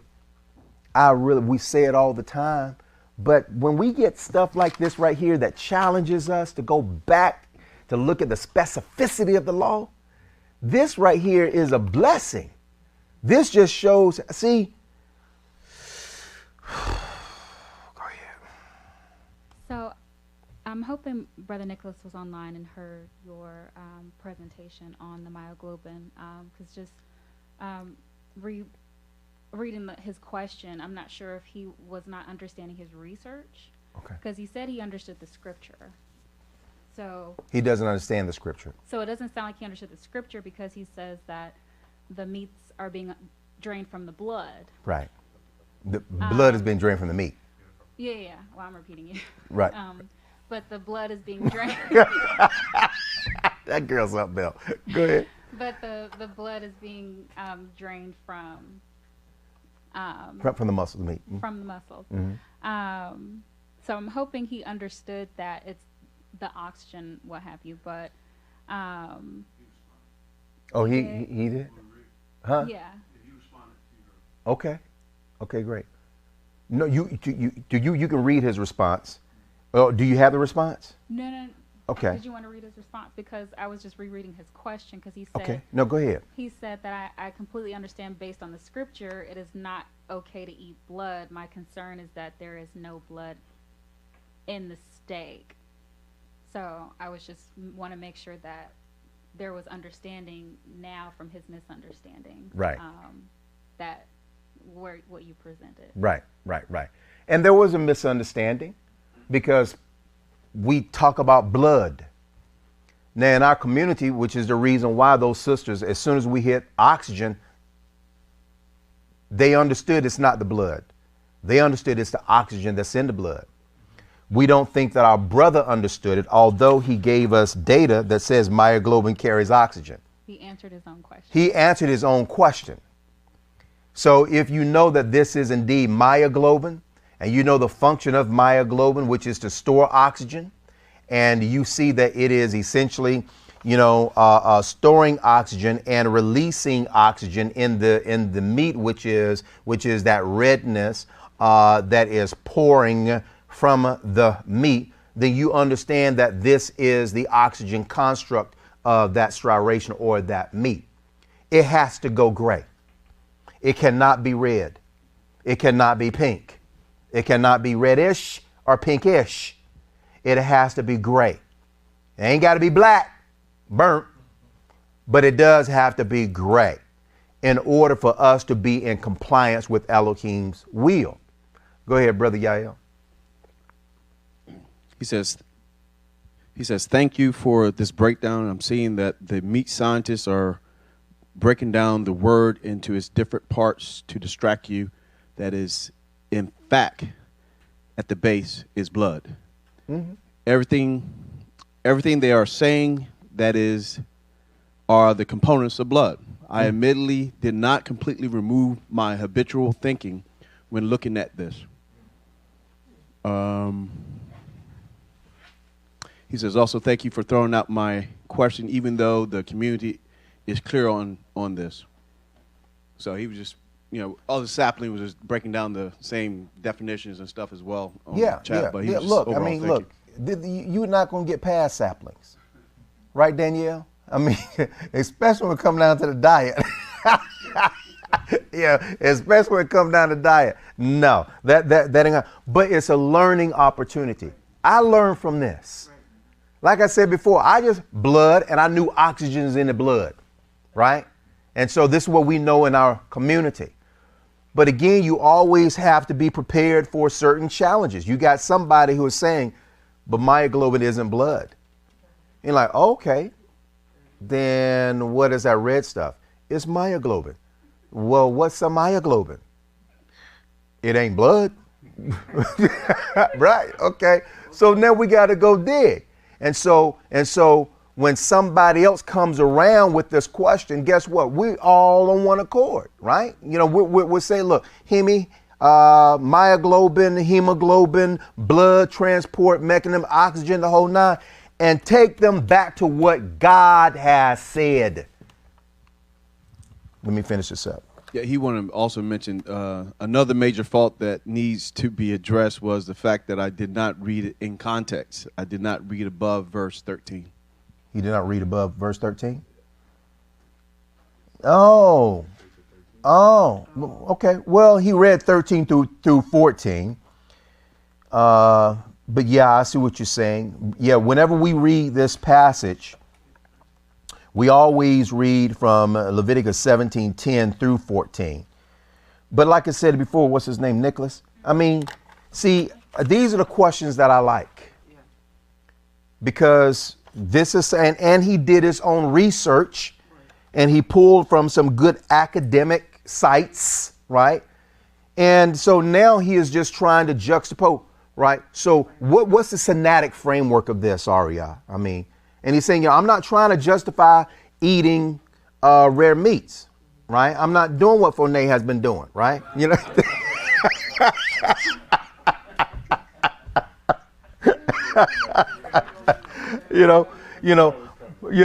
Oh yeah, come on, y'all know me by now. But look here.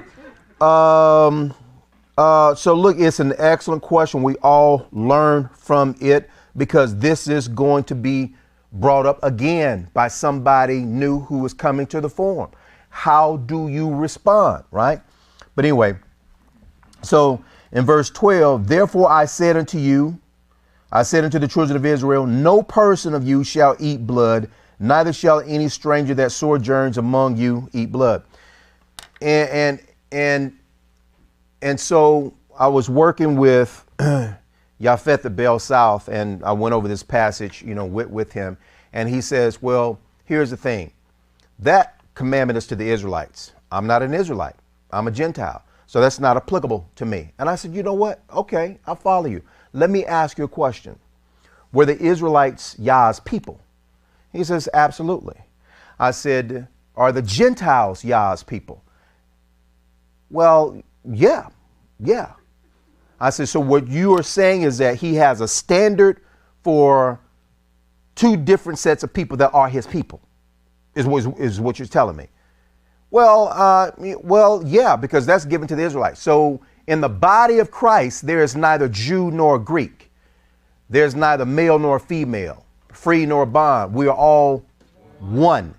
So what I showed my brother is in Elohim's law, Elohim says, as you do, so shall the strangers do.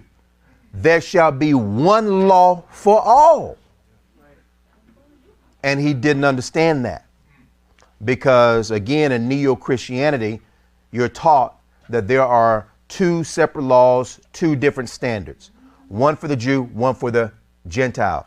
And you say, no, that is the oldest con since the patristics. You don't think that if Elohim is classifying a group of people as being holy, that another group of people are not going to want to be designated as holy too? Come on, that's human nature. I want what you got. If you holy, I want to be holy too. If you righteous, I want to be righteous too. If you are sanctified, I want to be sanctified too. The law makes you holy. The law sanctifies you. The law makes you righteous if you are in compliance. So this two-house theory that God has a standard for Jew and another standard for a Gentile, respectfully speaking, that is demonic. That's not true. Elohim chose one man, Adam, to bring forth humanity, chose the children of Israel to be humanity's big brother, to be humanity's teacher, to lead humanity to Elohim. And once you enter into that body, and once you become a part of that conduit to access Elohim, there is no more Jew, Gentile. There is just one. And so when we look today, brothers and sisters, we see the church today still to this very day talk about that was for the Jews. We Gentiles, we got something different. Brothers and sisters, that's not correct. 13 says, and whatsoever man there be of the sons of Israel or the strangers that sojourn among you, which hunts and catch any beast or fowl that may be eaten, he shall even pour out the blood thereof and cover it with dust. For it is the life of all flesh. The blood of it is for the life thereof. Therefore I said unto the children of Israel, you shall eat the blood of no manner of flesh, for the life of all flesh is the blood thereof. Whosoever eats it shall be cut off. Verse 11, I see what my brother's saying here. 13, 14, he missed the qualifier. In, they. 11, for the life of the flesh is in the blood. Are we good, right?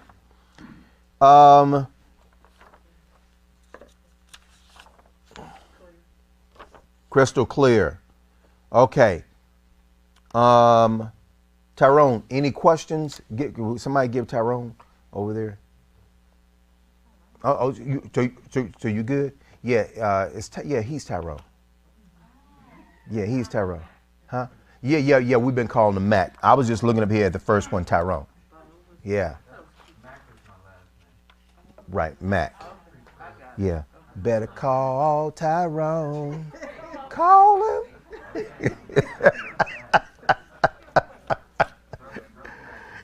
Okay. Yeah. Okay. Any other questions or anything? You got any other questions over there? Anything? You good? All right. So our reader is recovering from COVID. And so we're going to turn our attention to 2 Chronicles, brothers and sisters. We're going to turn our attention to 2 Chronicles here for the next hour. 2 Chronicles chapter 1. And let me just thank Nicholas again for that question. I love that. I love that. I mean, but I'm going to tell you something. My aunt's a trip. My aunt says, so, okay, well, if that's myoglobin and you telling me that you can't eat blood, but you can eat myoglobin, that little blood or that myoglobin that's in the bottom of the package of your steaks, so you would pour that in a cup and drink it? No. She said, okay, so why you calling me?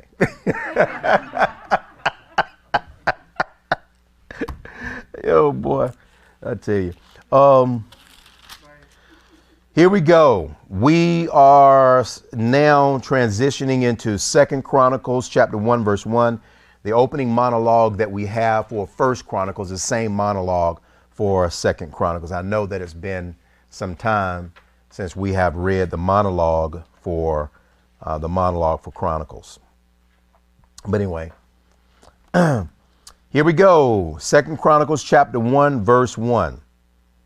And Solomon, the son of David, was strengthened in his kingdom, and Yah, his God, was with him and magnified him exceedingly.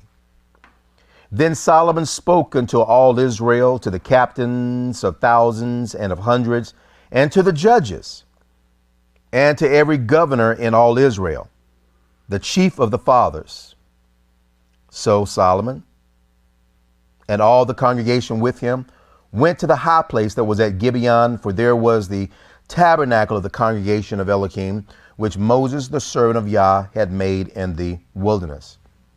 But the ark of Elohim had David brought up from Kirjath Yearim to the place which David had prepared for it, for he had pitched a tent for it at Jerusalem.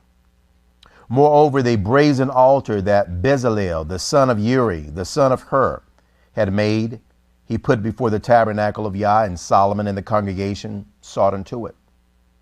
And Solomon went up there to the brazen altar before Yah, which was at the tabernacle of the congregation, and offered 1,000 burnt offerings upon it. It's a lot. And that night did Elohim appear unto Solomon, and said unto him, ask what I shall give you. And Solomon said unto Elohim, you have showed great mercy unto David my father, and have made me to reign in his stead. I'm sorry, I got to deviate. So I go to the little Brazilian restaurant, right? And, and they slice off the meat, right? And see, again, this is just how we get down. I'll look at it. No, it got to go back. This is well done. And I said, no, that's pink. That's pink. That got to go back, man. You got to go and cook that thing. When it come back, it got to be great. Take a little rack. Okay. Go back. Right.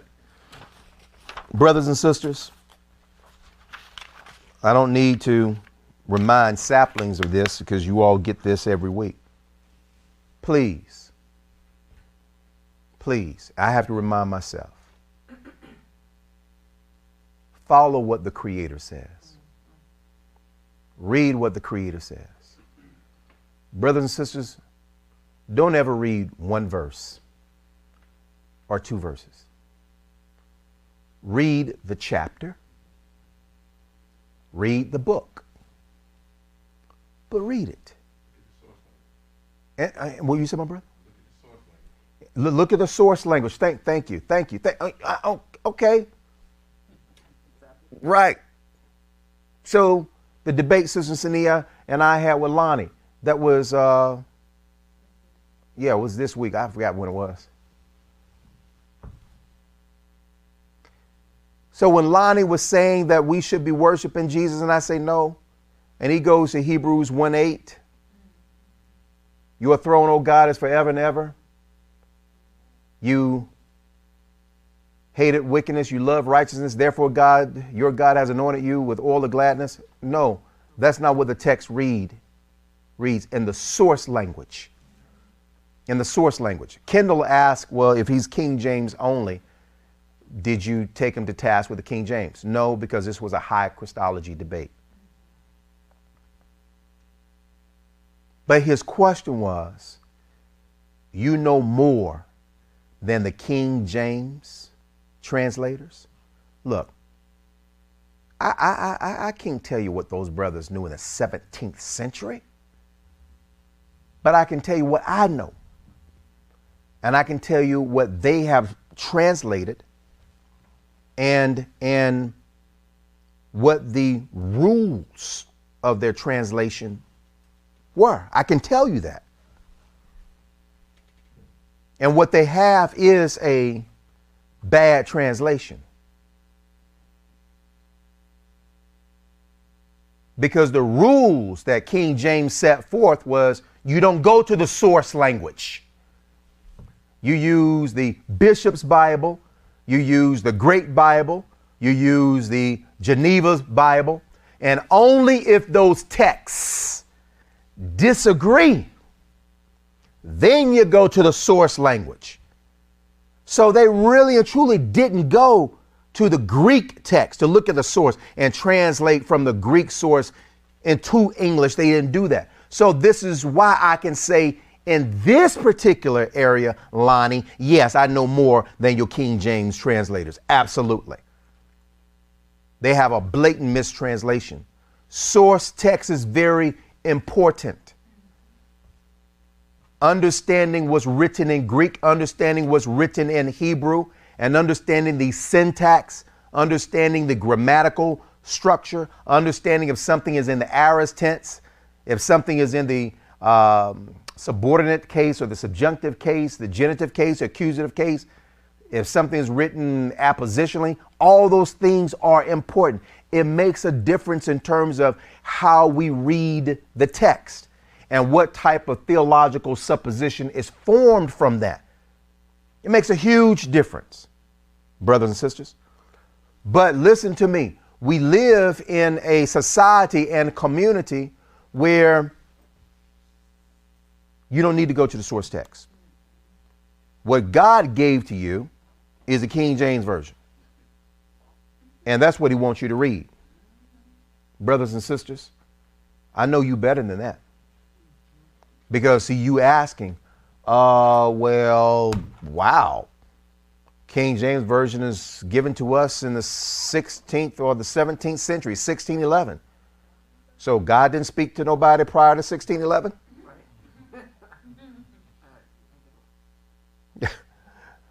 Folks be tripping. But that is the society that we live in, brothers and sisters. We're concerned about our house and how we are to read these texts and how we are to internalize these texts and how we are to use this knowledge, this information to renew the spirit of our mind so that we can become Elohim's imagers in truth. Not in tradition, not in personal feelings. I think, I feel, I believe, but in truth. And it does take some data mining to get to the truth. It does take some data mining to get to the truth. The arguments that were taking place in the 1st century BC, 1st century AD, were not the arguments that we're having today, brothers and sisters. The arguments that we're having today, the catalyst for all of this argumentation is from one source, the patristics. And so there's a lot of things that I can tell you, brothers and sisters, about the material that they have written that it's so filthy, it's filthy. I'm serious. But thank you, my brother. You. Sometimes it's necessary to go to the source language.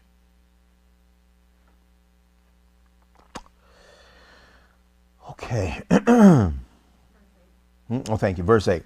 And Solomon said unto Elohim, you have showed great mercy unto David my father, and have made me to reign in his stead. Now, O Yah Elohim, let your promise unto David my father be established. For you have made me king over a people like the dust of the earth in multitude. Give me now wisdom. And let's make sure that we understand, brothers and sisters. Now, this is the pre-exilic age. You know what I mean by pre-exilic, Brother Dwayne? Okay. So, for Nate, do you know what I mean when I say pre-exilic? No. Okay, right. So if you don't know what I mean by pre-exilic, then you perhaps don't understand post-exilic, right? Huh? Yeah, my sister, well, that would be after, and you're absolutely right. So there are two dispensations, right, that carry a very unique nomenclature, right? Pre-exilic, that's pre-exile. So this was before Israel, the Israelites were exiled from Jerusalem. We essentially use pre-exilic mainly around the Judeans, the southern house. And so post-exilic is when we have returned from the exile, again, using this centered around the Judeans. We spent 70 years in Babylon, and so Cyrus now restores us back to our homeland, which is Judea, Jerusalem, Israel. So that's post now. So in pre-exilic Israel, brothers and sisters, and post-exilic Israel, when my brother says here that you have made me king over a people like dust of the earth and multitude. These are a lot of Hebrew Israelites. But let's just make sure that we understand something very, very, very clearly, brothers and sisters. That we have transitioned from a tribal pedigree now to a national pedigree. Now, what does this mean? It means that the children of Israel began as the 12 tribes in terms of their ethnic disposition. But because we have now become amalgamated with different nations such as the Egyptians, let's remember, Joseph was a Hebrew Israelite, but he married an Egyptian and he sired two sons, Ephraim and Manasseh. And so we see this across the board.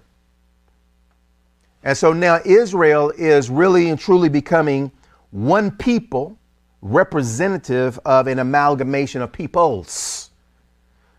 So when we go to the book of Exodus, and the author writes that a mixed multitude came out of Egypt, every nation that was represented in Egypt who saw the power of Elohim with those 10 plagues, those brothers said, where y'all going?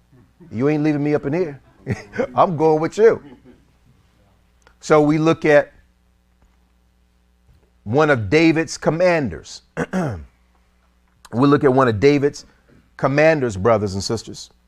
A strong, mighty warrior, Uriah the Hittite. A part of Israel. Let's look at another warrior, another famed warrior, Caleb. Remember, two were able to enter into the promised land, Joshua and Caleb. Caleb was not a Hebrew Israelite. Caleb was adopted into the house of Judah. The brother was African. A lot of Africans are part of that community. A lot of Africans, brothers and sisters. And so Solomon is looking out and seeing an amalgamation of brothers and sisters. Let me go show you something. Go over to the book of Esther. This is real quick. It's not a problem. But if you want something that is very immediate to show you how the children of Israel was an amalgamation of people, You can go to this passage, which will help you, and you can also go into the New Testament. But this is relatively quick. And so we will go over to the book of Esther. And let me see, let's see Esther around here. Esther.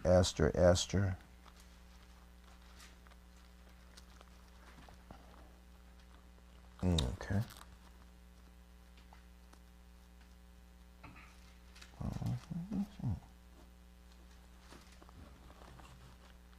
I'm going to that already. I want you to see this, Brother Mac. Because, Mac, I think you over there playing on YouTube and different websites. So, and I'm going to wean you off that, Brother Mac. Okay. All right.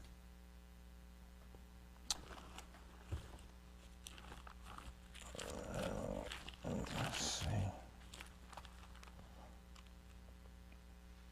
Okay.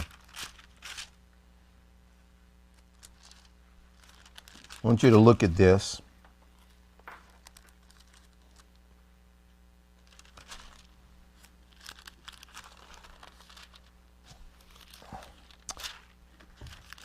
Esther 2, 3, 4. Esther chapter 8. Esther chapter 8. I want you to see what happened here. And this is, look, we can talk about our ancestry, we can talk about our pedigree and stuff, right? But you cannot marginalize or negate any other ethnic group for making the very same claim, right? And there are various reasons for that. You know, one of the brothers that worship with us, and I guess he was trying to take a jab at me. He says, well, you know, Ari, there are other Israelites. I never said it wasn't. I mean, I've taught this history for a number of years. I'm talking about me. I'm talking about our community. That does not negate other communities, although, quite frankly, I can challenge some other communities historically. I can do that if I want to, because this comes from their own data. This comes from their own material. I use people's stuff against them, right? But anyway, that's another discussion. Here we go. And so, Mac, this is what I'm talking about. Esther chapter 8 and verse 16 and 17. The Jews had light and gladness and joy and honor, 17. And in every province and in every city, whithersoever the king's commandment and his decree came, the Jews had joy and gladness, a feast and a good day. And many of the people of the land, you see that, Matt, became Jews, for the fear of the Jews fell upon them. They converted to the culture. And we have to understand that this is Xerxes. I think this is Xerxes or the Xerxes. Okay, Xerxes. And so he is ruling from Iran to the southern tip of South Africa, brother. He has that whole territory. The Medo-Persian Empire was the greatest empire in the world, the largest empire in the world. There hasn't been an empire that has arisen that has been able to rival the Medo-Persian Empire by way of, geographical ownership, if you will. Right? So, and people go, well, what about England? No, listen to what I'm saying. No other empire. Not Rome, not Greece, America, or England. Medo-Persian Empire had it on lockdown.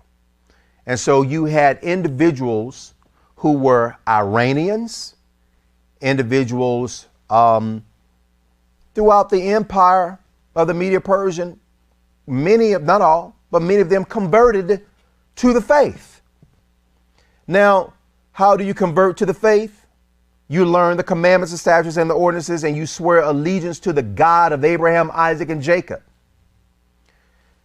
If you convert a patriarch, a male, you have converted the whole house.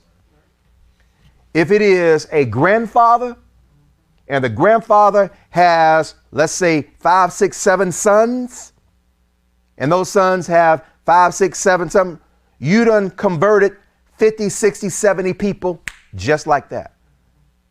Because it was a patriarchal environment in the days of antiquity. They're going to do what the patriarch does. And so this is how the Jewish population is growing. And this is the reason why it is so ethnically diverse, if you will. Where in our culture, we have a bylaw that when a person converts to the faith, you never remind them of who they used to be, because that doesn't matter anymore. Today, and until the day they die, they are Hebrew Israelites.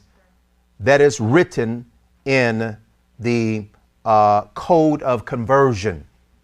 We can go read it. It's written 3 or 4 different times.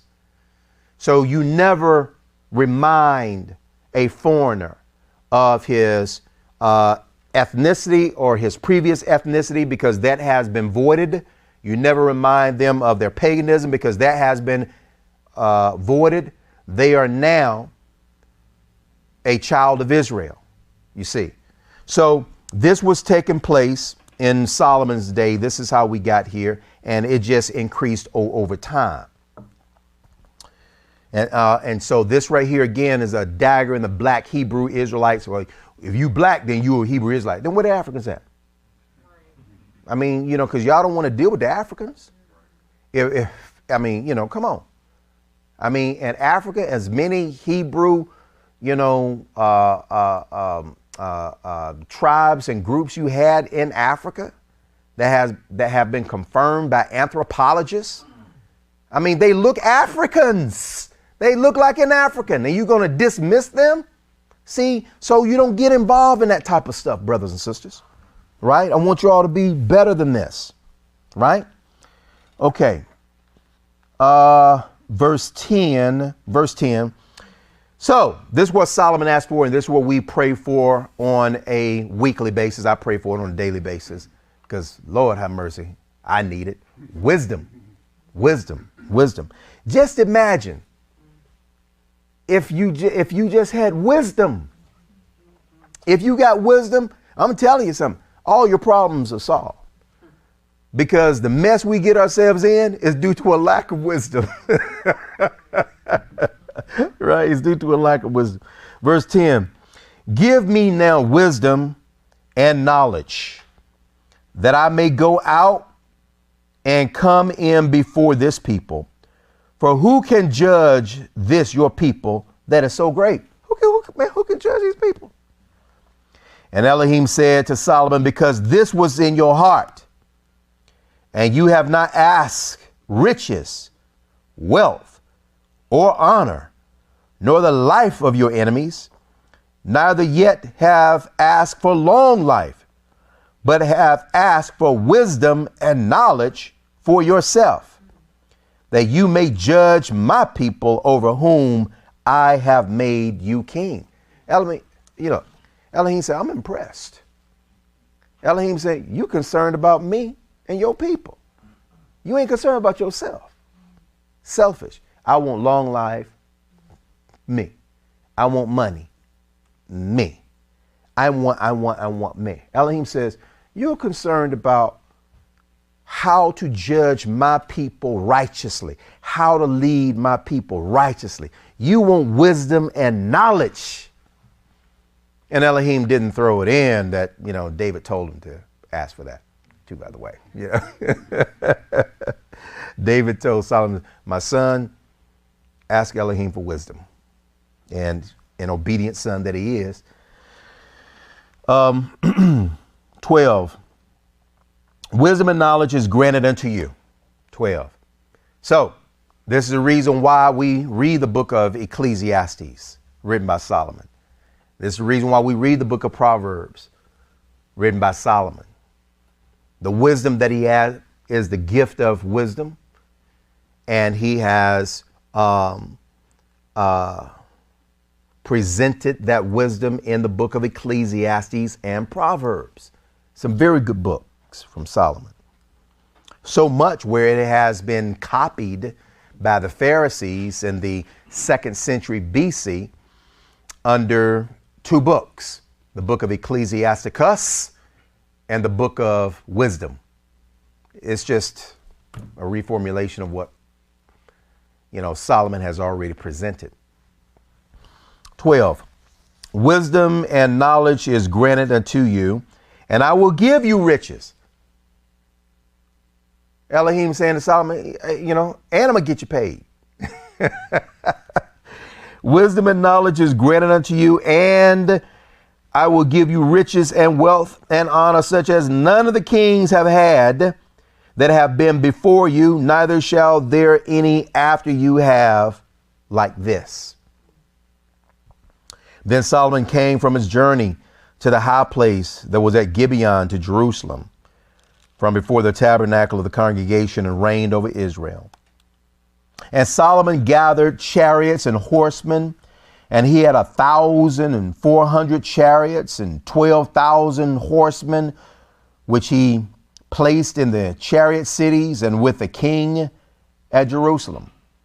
And the king made silver and gold at Jerusalem as plenteous as stones, and cedar trees made he as the sycamore tree that are in the vale for abundance.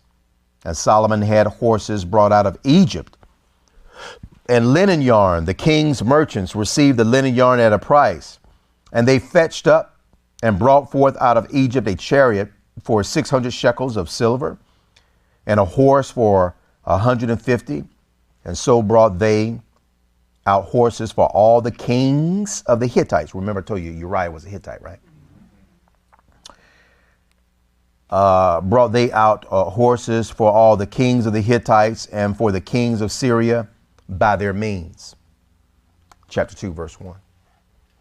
And Solomon determined to build a house for the name of Yah and a house for his kingdom. And Solomon told out 70,000 men to bear burdens, and 80,000 to hew in the mountain, and 3,600 to oversee them. And Solomon sent to Huram, the king of Tyre, saying, as you did deal with David my father, and did send him cedars to build him a house to dwell therein, even so deal with me. Behold, I build a house to the name of Yah my Elohim, Yah Eloheka. You like that, Brother Mattathiah? I'm glad to see you, Mattathiah.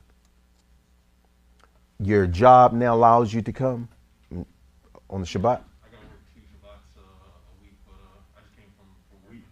Huh? 2 Shabbats a month. Right, yeah, because you only have 1 Shabbat a week. Right. right. Yeah, I'm going to say, well, what kind of calendar you got going on? Right. But anyway, okay, well, I'm glad to see you, man, because you've been around for a long time. You've been around for a long time. How long you been around here in the Tabernacle? Woo. 2006? Yeah, what now? No, I was still in school, yeah. Oh, okay. Yeah, you pull a Kindle on us. Long time. Next time SAPs go around, I need for you to be in SAPs, Mattathiah. Okay. I'm not playing with you, Mattathiah. Okay. All right. I asked you about it last year, remember? Huh? I asked you about getting in SAPs last year. Yeah, you did, but we were already on level 3. Right. Exactly. I can't do that. All right. All right. But next time it go around, need for you to be in that. All right. Here we go. 2 Chronicles chapter 2, verse 1. No, I'm sorry. What verse 3? And Solomon sent to Huram, the king of Tyre, saying, as you did deal with David, my father, and did send him cedars to build him a house to dwell therein, even so deal with me.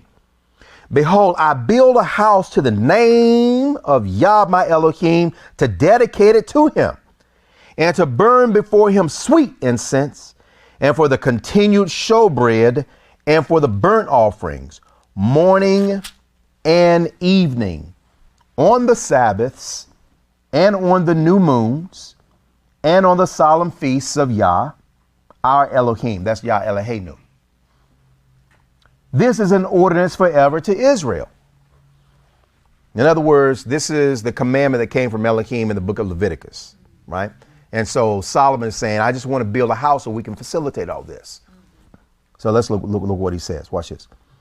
And the house which I build is great. Why? For great is our Elohim above all gods. Above all gods.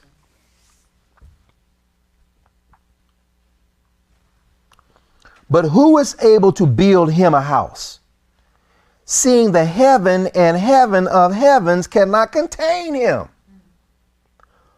Who am I then that I should build him a house, except only to burn sacrifice before him?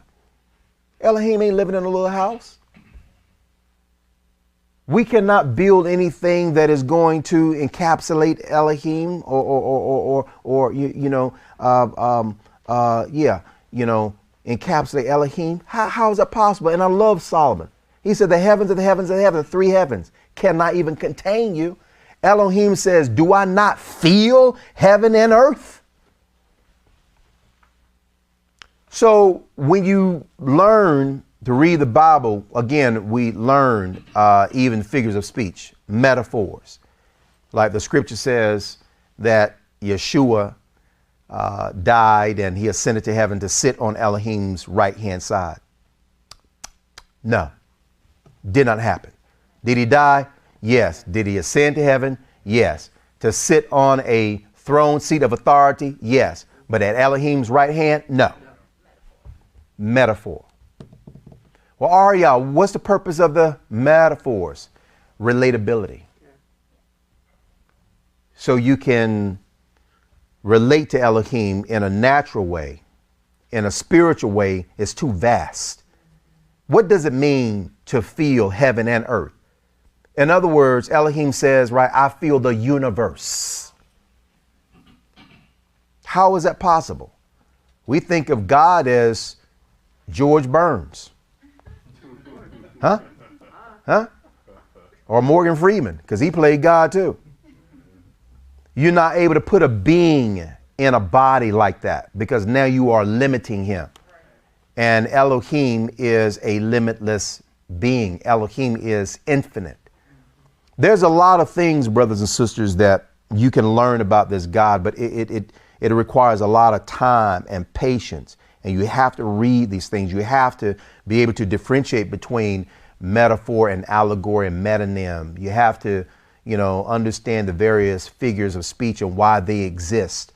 So Solomon is saying, look, I'm just building you a beautiful temple because you're deserving of it. Now let's make sure we understand this. Elohim never requested no temple. Elohim says, I'm content in living in a tent. A friend of mine was a mentor in Atlanta, brothers and sisters. He's 82, 83 years of age. And he did very well for himself in real estate and other businesses. And I talked to him last week. Very wealthy person. And I'm bringing this up for a reason because he says, Arya, he says things, material things, he says monies, he said we spent our whole life pursuing these things. He says, and at the end of the day, it doesn't bring you happiness.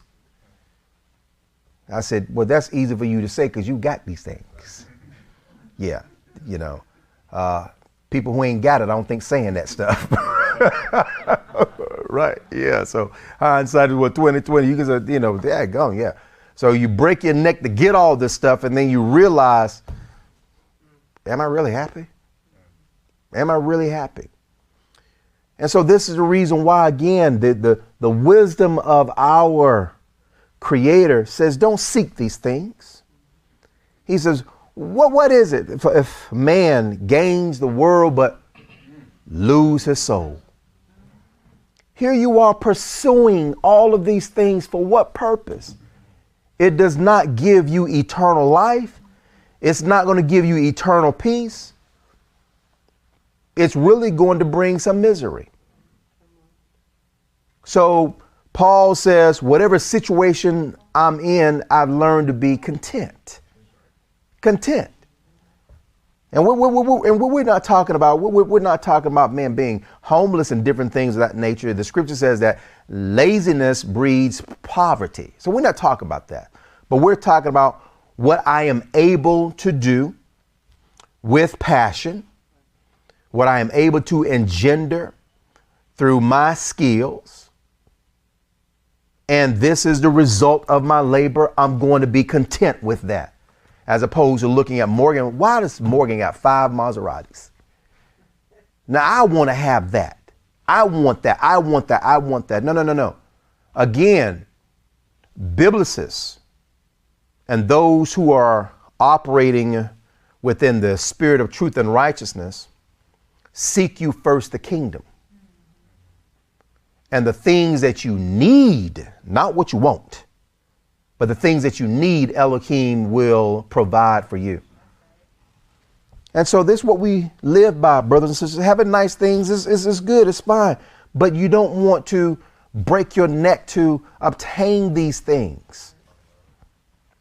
I got to have myself, what size screens that they got now for TVs? 100-inch screens, right? Huh? Yeah, too big, right? Go blind. I got you. So, you know, why? I mean, every time the system comes out with something, you break your neck to go get it. Why not save that money to put your children in a position to procure some stability?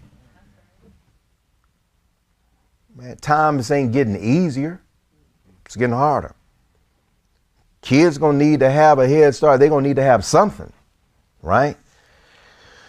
So we spend our time pursuing these types of things, brothers and sisters, and there's not a problem with working and investing. It's just not supposed to consume your time, consume your day. What it's supposed to consume us is how we are to solidify the relationship with the Creator. That's what we should be thinking about on a daily basis. And as long as we're doing this, Elohim is going to allow us to prosper with the work of our hands, as long as we're doing it in righteousness and in a selfless manner,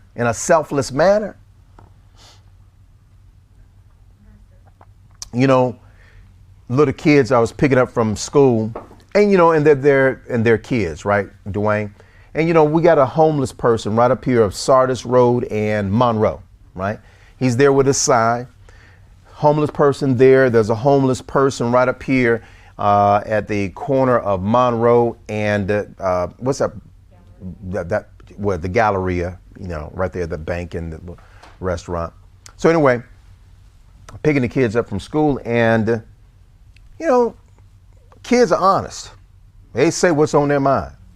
Kids says, "Oh, look at that man. He is so ugly and looks all nasty. Look at him." And so I say, okay. I said, now, was that nice? Well, Mr. Harari, he is ugly. Look at his clothes are dirty and everything. I said, okay. What if that was your mother? Oh, they went off on me. That ain't my mama. You don't be talking about mom. Calm down. 6 and 8 years of age. 6 and 8. You don't ever comment on a person's appearance like that. Now, I want you to see how quick these kids are. 6 and 8. You don't know his situation and circumstances. They saw me pull over and give him $5. And that's when they made the comment and so forth. I say, if that was your mother, would you want somebody to give your mother $5? If she didn't have means? Yes. If that was your father, how about your sister over here? Yes. So why would you disparage this person over here? Because it's not a family member?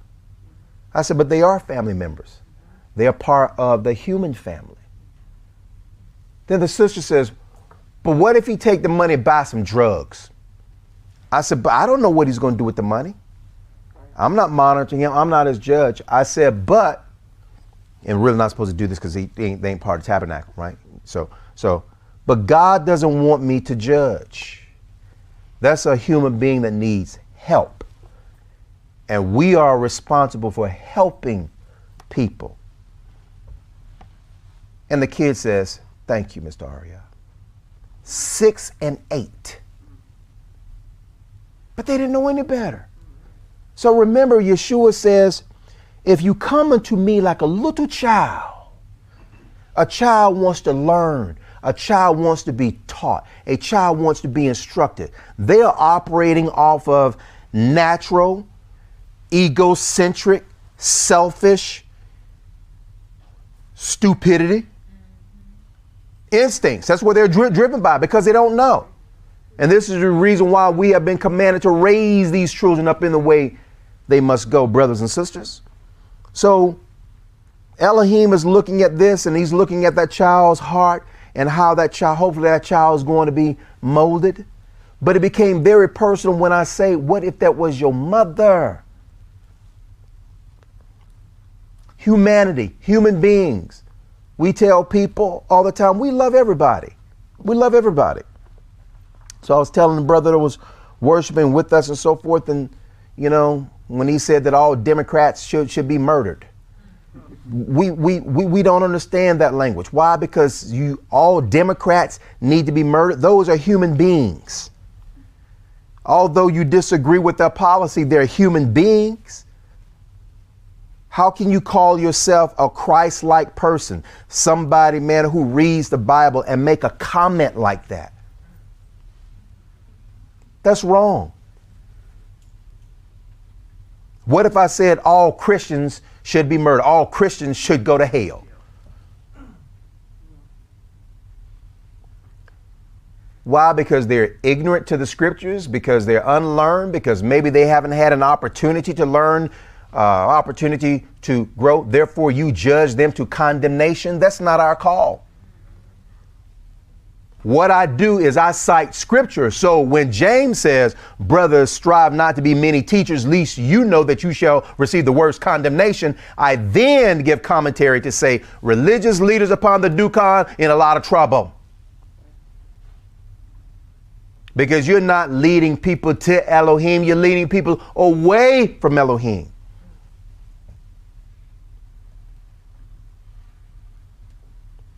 But that's the society, that's the world that we live in, brothers and sisters. Okay. Let's look at this. Verse 7. Send me now, therefore, a man cunning to work in gold and in silver and in brass and in iron, and in purple and crimson and blue, and that can skill to grave, with the cunning men that are with me in Judah and in Jerusalem, whom David my father did provide. Send me also cedar trees, fir trees, and algum trees out of Lebanon. For I know that your servants can skill to cut timber in Lebanon, and behold, my servants shall be with your servants, even to prepare me timber in abundance, for the house which I am about to build shall be wonderful and great. And behold, I will give to your servants, the hewers that cut timber, 20,000 measures of beaten wheat, and 20,000 measures of barley, and 20,000 baths of wine, and 20,000 baths of oil. Hiram agrees to help Solomon. And then Hiram the king of Tyre answered in writing, which he sent to Solomon, because Yah has loved his people, he has made you king over them. Here we go. Hiram said, moreover, blessed be Yah Elohim of Israel, that made heaven and earth, who has given to David the king a wise son, endued with prudence and understanding, that might build a house for Yah and a house for his kingdom. And now I have sent a cunning man endowed with understanding of Hiram my father's, the son of a woman of the daughters of Dan, and his father was a man of Tyre, skillful to work in gold and in silver and brass and iron and stone and in timber and purple and blue and in fine linen and crimson, also to grave out or to grave any manner of gravings and to find out every device which shall be put to him with your cunning men and with the cunning men of my master David, your father. Now therefore the wheat and the barley, the oil and the wine, which my Lord has spoken of, let him send unto his servants. And we will cut wood out of Lebanon as much as you shall need, and we will bring it to you in floats by sea to Joppa, and you shall carry it up to Jerusalem.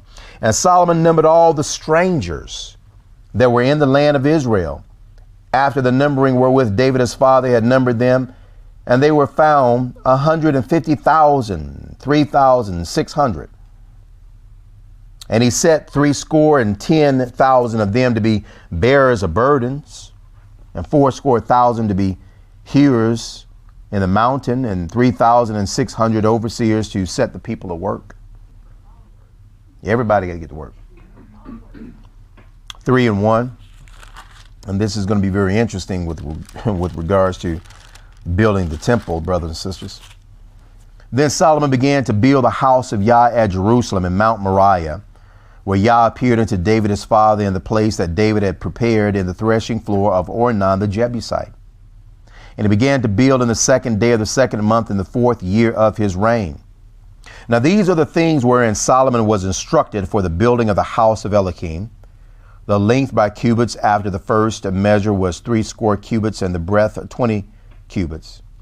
And the porch that was in the front of the house, the length of it was according to the breadth of the house, 20 cubits, and the height was 120. And he overlaid it with pure gold. And the greater house he sealed with fir trees, which he overlaid with fine gold, and set thereon palm trees and chains.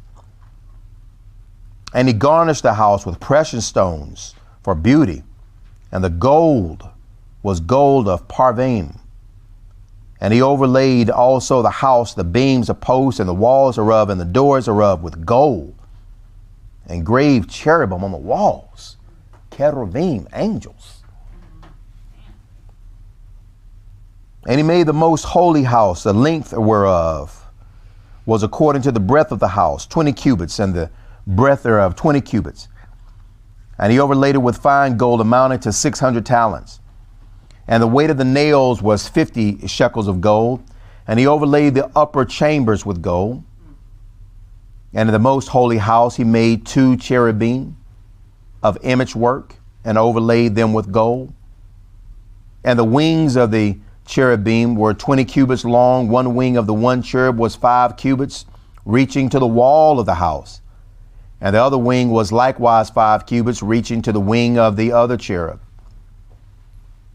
And one wing of the other cherub was 5 cubits, reaching to the wall of the house, and the other wing was 5 cubits also, joining to the wing of the other cherub. The wings of these cherubim spread themselves forth 20 cubits, and they stood on their feet, and their faces were inward. And he made the veil of blue and purple and crimson and fine linen, and wrought cherubim thereon. Also he made before the house 2 pillars of 35 cubits high, and the chapiter that was on the top of each of them was 5 cubits. Y'all know that you got a very specific SAPS lesson on the building of the tabernacle, Solomon's temple, Zerubbabel's temple, Herod's temple, and the kingdom's temple, because it's very important. You all need to know the specifics behind this. And there's a lot of scriptures that you have to put together to actually see what this brother built and how much it cost in billions, today's dollars. Yes, gold everywhere. I mean, the brother said Solomon almost took the country bankrupt because of this. Here we go. And he reared up the pillars before the temple. And we got nice, beautiful pictures, videos, and everything. Want to see what that temple looked like? What do you say? How many pages? Use something else. Use something else yourself. You say, how many pages is that? Yeah, I like that video. How many pages? Yeah, right. I got you. I'm not sure, my brother. I'm not sure. I'll surprise you. Yeah. Okay. Here you go. 17, and he reared up the pillars before the temple, one on the right hand and on the other on the left, and called the name of that on the right hand Yakin, and the name of that on the left Boaz. Chapter 4, verse 1. Moreover, he made an altar of brass, 20 cubits the length thereof, and 20 cubits the breadth thereof, and 10 cubits the height thereof.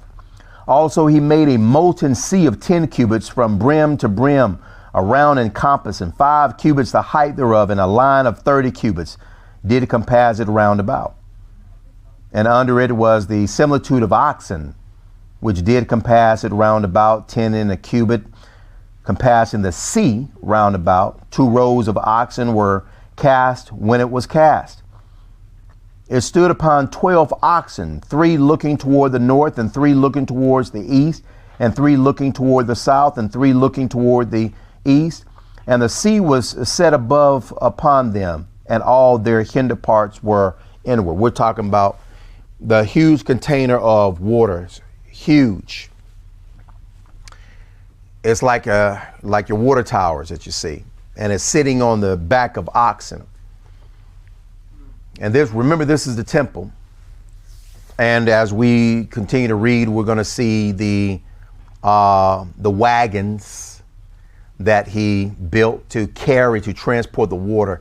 So what he's building, the molten sea, this is their source of water, because the priests had to wash their hands, wash their feet. They had to wash the meat. So there was a lot of washings taking place. And so Elohim, and what you're reading, everything that you're reading, Elohim gave Solomon the design. So Solomon's just not making this stuff up. Elohim gave him the design, gave him the pattern of what every single thing in the temple was to look like. Y'all with me? Verse 5, and the thickness of it was a handbreadth, and the brim of it like the work of the brim of a cup, with flowers of lilies, and it received and held 3,000 baths. He made also 10 lavers and put 5 on the right hand. I mean, again, you're reading it, but it's a different story when you actually see it. That's the reason why we have apologetics on it, because I want you to see what all this stuff looks like, and it's very beautiful. Elohim is designing all of this. I want us to live this culture. I want us to be there. This is how you begin to appreciate all of this, brothers and sisters. It touches you differently. Verse 6, he made also 10 lavers and put 5 on the right hand and 5 on the left to wash in them such things as they offered for the burnt offering. They washed in them. But the sea was for the priests to wash in. And he made 10 candlesticks of gold according to their form, and set them in the temple, 5 on the right hand and 5 on the left. He made also 10 tables and placed them in the temple, 5 on the right side and 5 on the left. And he made 100 basins of gold. Furthermore, he made the court of the priests and the great court, and doors for the court, and overlaid the doors of them with brass. And he set the sea on the right side of the east end over against the south. And Huram made the pots and the shovels and the basins. And Huram finished the work that he was to make for King Solomon for the house of Elohim. To wit, the 2 pillars and the pommels and the chapters which were on the top of the 2 pillars, and the 2 wreaths to cover the 2 pommels of the chapters which were on the top of the pillars, and 400 pomegranates, y'all, pomegranates. On the 2 wreaths, 2 rows of pomegranates I mean, now you're going to find a lot of stuff. If you go on YouTube, Mac, and you go to little websites, well, we chose pomegranates because pomegranates has 613 seeds, which is representative of 613 laws, right? Now, back in the day when Ariel was caught up in all that stuff, I'm up here buying pomegranates and counting the seeds. And I ain't counting those 613 seeds. So you get caught up in a whole bunch of stuff, brothers and sisters. People put anything on the web. What I'm asking brothers and sisters is start with the basics. Genesis, Exodus, Leviticus, Numbers, Deuteronomy, Joshua, Judges, Ruth, 1 Samuel, and run the table very patiently and be disciplined. Be disciplined.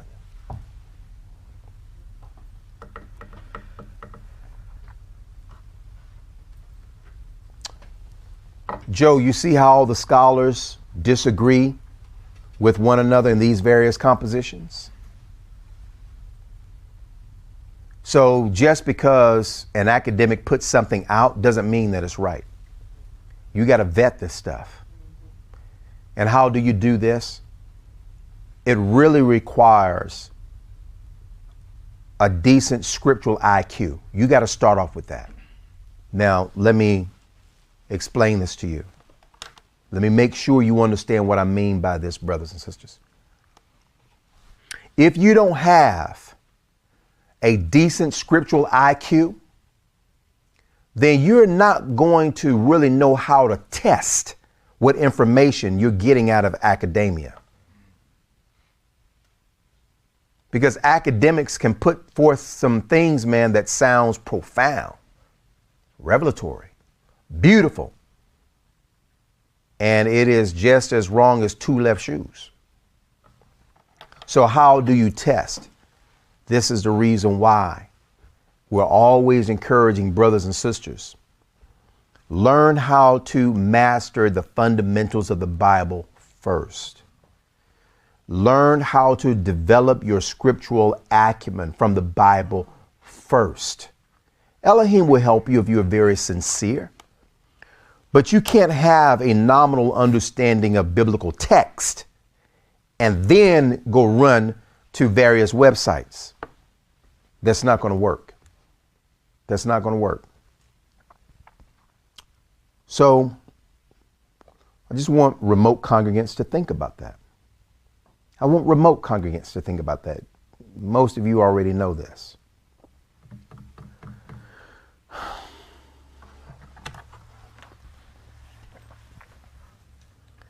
Pomegranates. Arya ben Nasik buying pomegranates and counting the seeds because I was told by the Rabbanim community rabbis that, well, we chose pomegranates because they got 613 and Arya should have been counting all those seeds.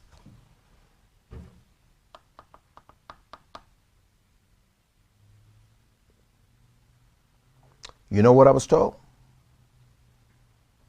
It wasn't fully matured yet.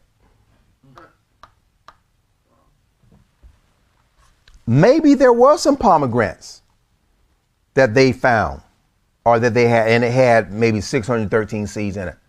But by rule, every pomegranate has 613 seeds. And that's representative of the law. Let me bring something to your attention. People will read the Bible and they will find any and everything and begin to associate it with God or associate it with Jesus and associate it. It ain't got nothing to do with that. But it seems like it. So you got to be careful with this, brothers and sisters, because this is how you can come up with a view that seems to be very intelligible. And then you dogmatize it, and then you bring it to Dwayne. Dwayne says, where you get that from? That don't make no sense. Let me show you why it doesn't make sense. And then you begin to go through it. That's the reason why Matt, where'd you get this stuff from? For example, Matt, where'd you get,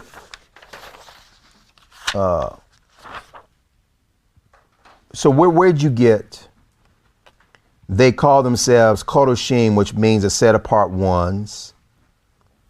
Let's see, I'm going by history, not scriptures. History with Constantine, the Roman Catholic Church, etc. The apostles were using the name given to Hamashiach in his tongue. Where did you get all this from? It was a site called Go Question.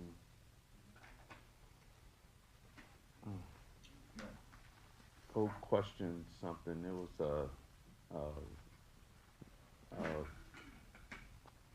I don't know if it was a Christian site or one of the religious sites. I got it from. Okay. Now, why did you do that? Why did you go to that site? Oh, because you always say do your research, and that's what I was doing, research. Okay. All right. Now you know I'm using you as a little case study. Correct. Okay. All right. So you're going to go to a site. Did you vet the site? You know what this site's about? You don't even know the name of the site. You don't even know what this site is about. What's the doctrine of this site?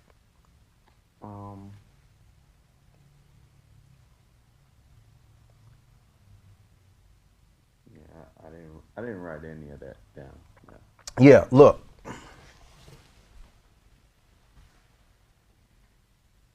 How many scholars did they present to you on this site? 5. 5. Yep. You know any names? Yes. Who? Some of them. Okay. Just give me one.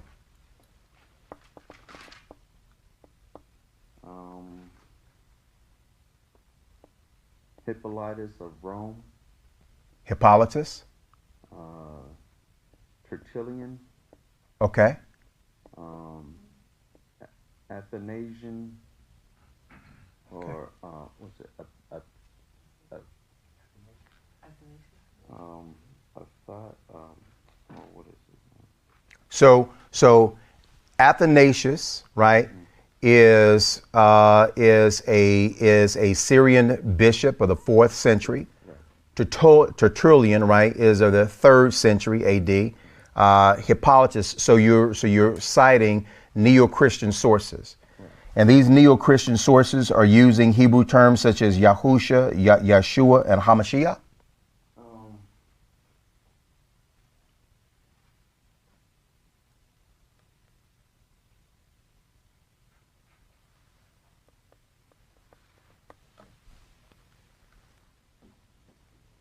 I'm going to help you with that question. No.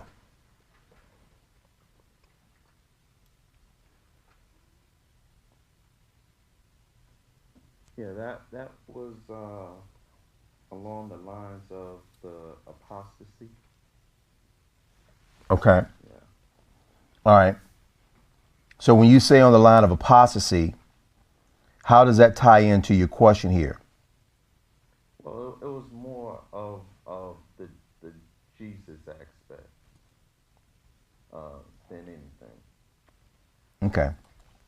So the only point that I'm making is, so when I'm asking you for your scholarship, right? If you're going to form a supposition, what you're doing is good, because you're saying, okay, there's something here that I'm looking for. There's something here that I'm looking for. There's something here I want to better understand. And so if you go to a site, right, which is fine, but make sure that it is a credible site, and make sure that it is a scholarly induced site, right? So if you're saying that one of my sources is Geyser Vermes, right, and Geyser Vermes is making these types of declarations, I say, okay, so I can go back and I can test his position. But if you give me a site and they don't have any type of scholarly support, it's very difficult to go and test these things. See, this is the point that I'm making. I went down that track before. And Mac, you make a lot of bad decisions. You make a lot of mistakes going down that track. Research, you have got to be very careful, my brother. You've got to be very careful because there are a lot of things out here. And it may not be, you have up here, isn't it all about deception with the enemy? Not necessarily so. These people are well intentioned, but they lack knowledge. And they're putting things out there that may make sense to you because your scriptural acumen is not mature enough where you can identify the flaws in their suppositions or their thesis, right? And this is what happens to a lot of people. It happens. It happens to the best people, right? I mean, I have seen scholars, I read their books, and I can look at it and tell that they copied an argument from another scholar, and their supposition was wrong. It's easy to do this. And because this is a credible scholar, they feel like that they can publish their material in their book and, you know, ratify their position in scholarship and go out and sell it and make tons of money. And now you got people believing in errors. So if you have an opportunity to go through SAPS of Synodic Apologetic School, you will see exactly what I'm saying. Because we engage all of these scholars and we say, this supposition is wrong. And this is the reason why. Boom, boom, boom, boom, boom, boom, boom. So what I'm saying to you, on your journey, as you're learning and as you are growing, very first thing you want to do is you want to make sure that whatever site you're going to is a credible site. Like, for example, so you didn't go to your question here. You didn't go to the FAQs. No. Okay. All right. And you didn't read any of the Synodic Light documents that we have. On the NCCI site? Yeah. Yes, I have. Okay. Okay. All right.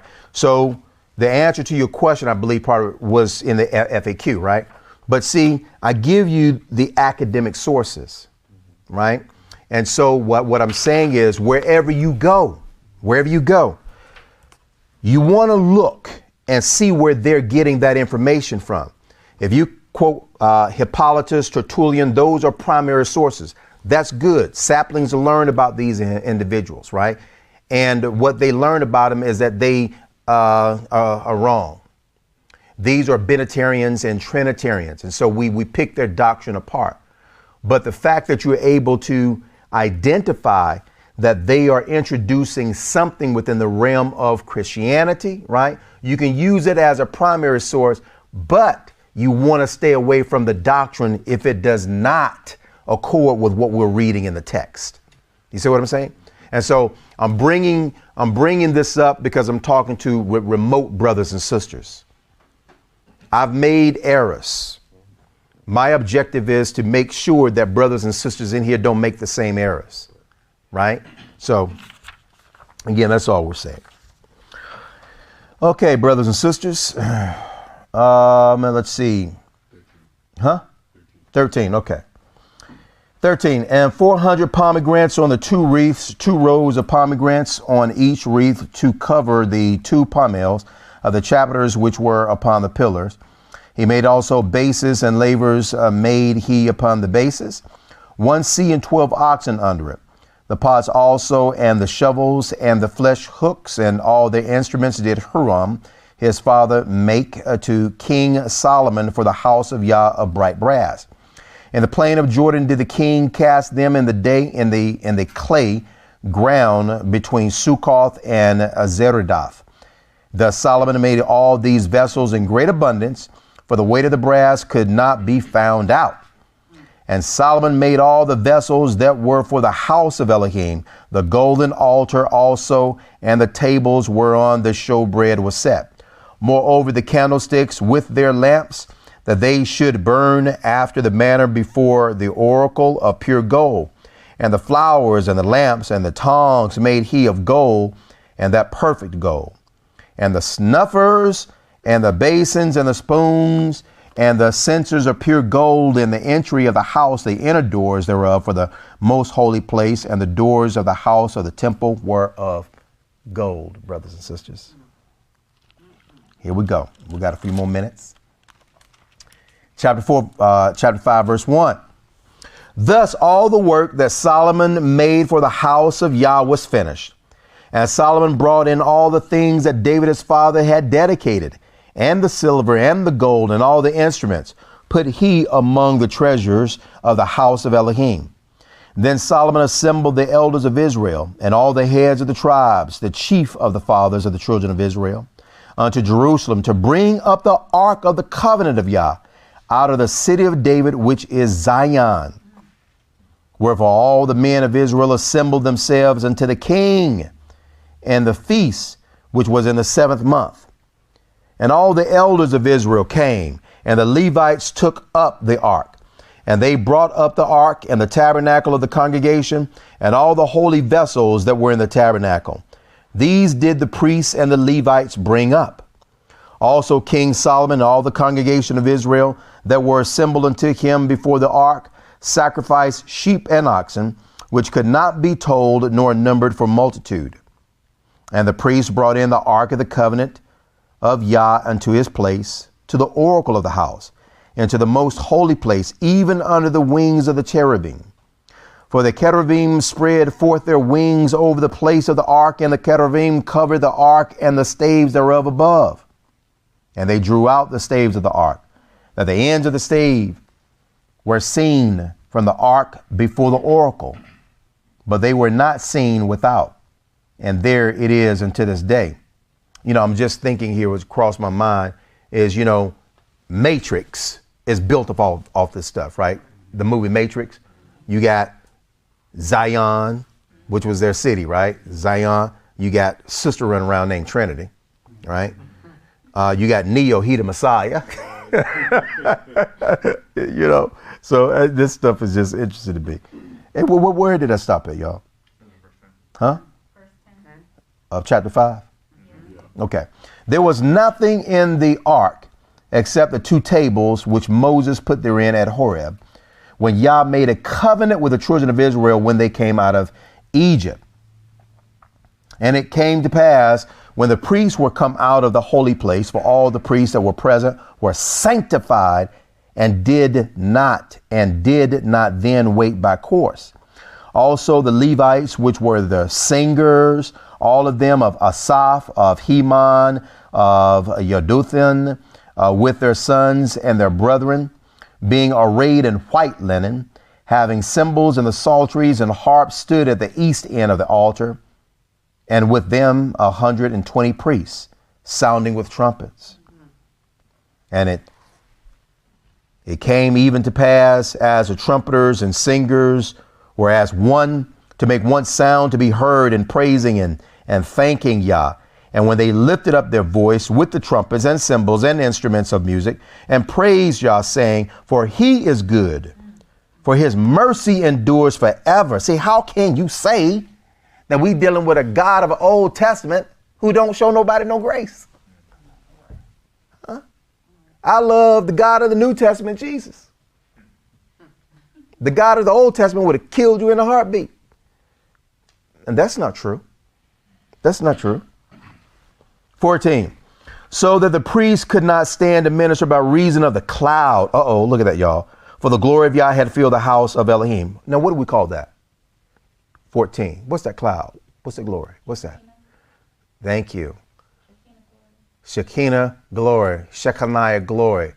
Shekinah chabod. Right? The dwelling of the glory.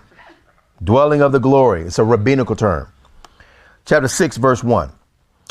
Then said Solomon, Yah hath said that he would dwell in the thick darkness, but I have built a house of habitation for you, and a place for your dwelling forever. And the king turned his face and blessed the whole congregation of Israel. And all the congregation of Israel stood. And he said, blessed be Yah Elohim of Israel, who has with his hands fulfilled that which he spoke with his mouth to my father David, saying, since the day that I brought forth my people out of the land of Egypt, I chose no city among all the tribes of Israel to build a house in, that my name might be there. Neither chose I any man to be a ruler over my people Israel. But I have chosen Jerusalem that my name might be there, and I've chosen David to be over my people Israel. Now it was in the heart of David my father to build a house for the name of Yah Elohim of Israel.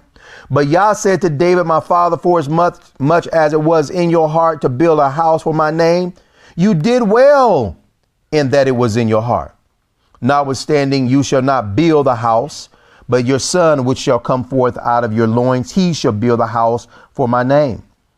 Yah therefore has performed his word that he has spoken, for I am risen up in the room of David my father, and am set on the throne of Israel, as Yah promised, and have built the house for the name of Yah Elohim of Israel.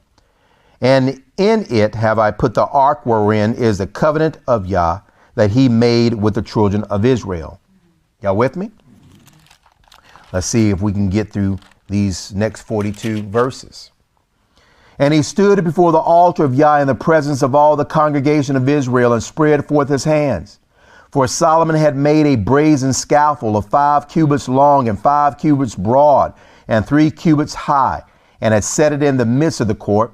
And upon it he stood and kneeled down upon his knees before all the congregation of Israel, and spread forth his hands toward heaven, and said, O Yah Elohim of Israel, there is no God like you in the heaven nor in the earth, which keeps covenant and showeth mercy unto your servants that walk before you with all their hearts.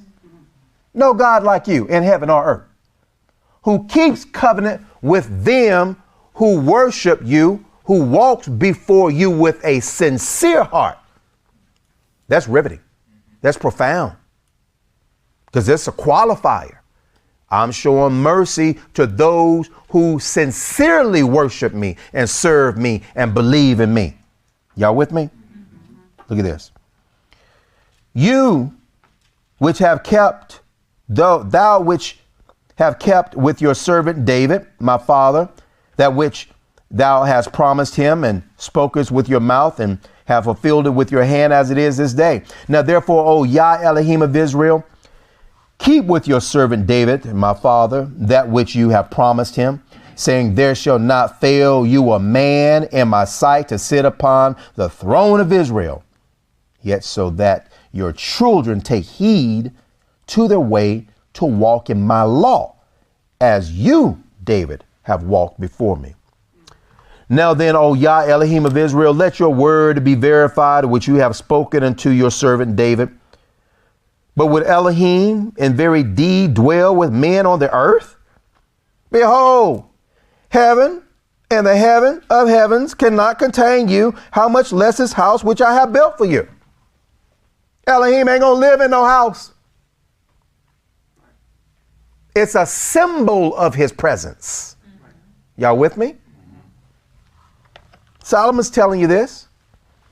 Have respect, therefore, to the prayer of your servant and to his supplication, O Yah, my Elohim, to listen unto the cry and the prayer which your servant prays before you, that your eyes may be open upon this house, day and night, upon the place whereof you have said that you would put your name there, to listen unto the prayer which your servant prays towards this place. Listen, therefore, unto the supplications of your servant and of your people Israel, which they shall make toward this place. Hear you from your dwelling place from heaven. How come he ain't in the house? Huh? How come he just can't listen through the front door? Huh? He just told you. No house can contain you. I'm building you a house which is symbolic of your presence. It's symbolic of your intercession and your mediation through sacrifices, through the priest's representation of ordering these sacrifices and singing and burning incense. This lies the essence of your presence before us in this house. Look at this, y'all. Look at this. 21. Listen therefore unto the supplications of your servant and of your people Israel, which they shall make toward this place. Hear you from your dwelling place, even from heaven. And when you hear, please forgive. Please forgive. Please forgive. Because we all sin. We may not all be sinners, which is somebody who practices sin.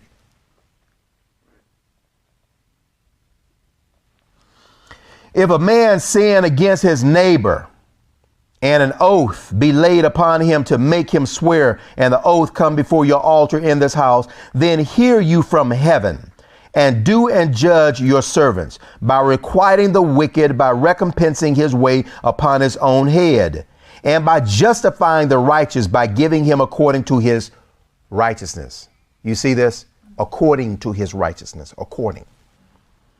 And if your people Israel be put to the worse before the enemy, because they have sinned against you, we're going to be put to the worse before our enemy because of sin. In other words, there's judgment coming.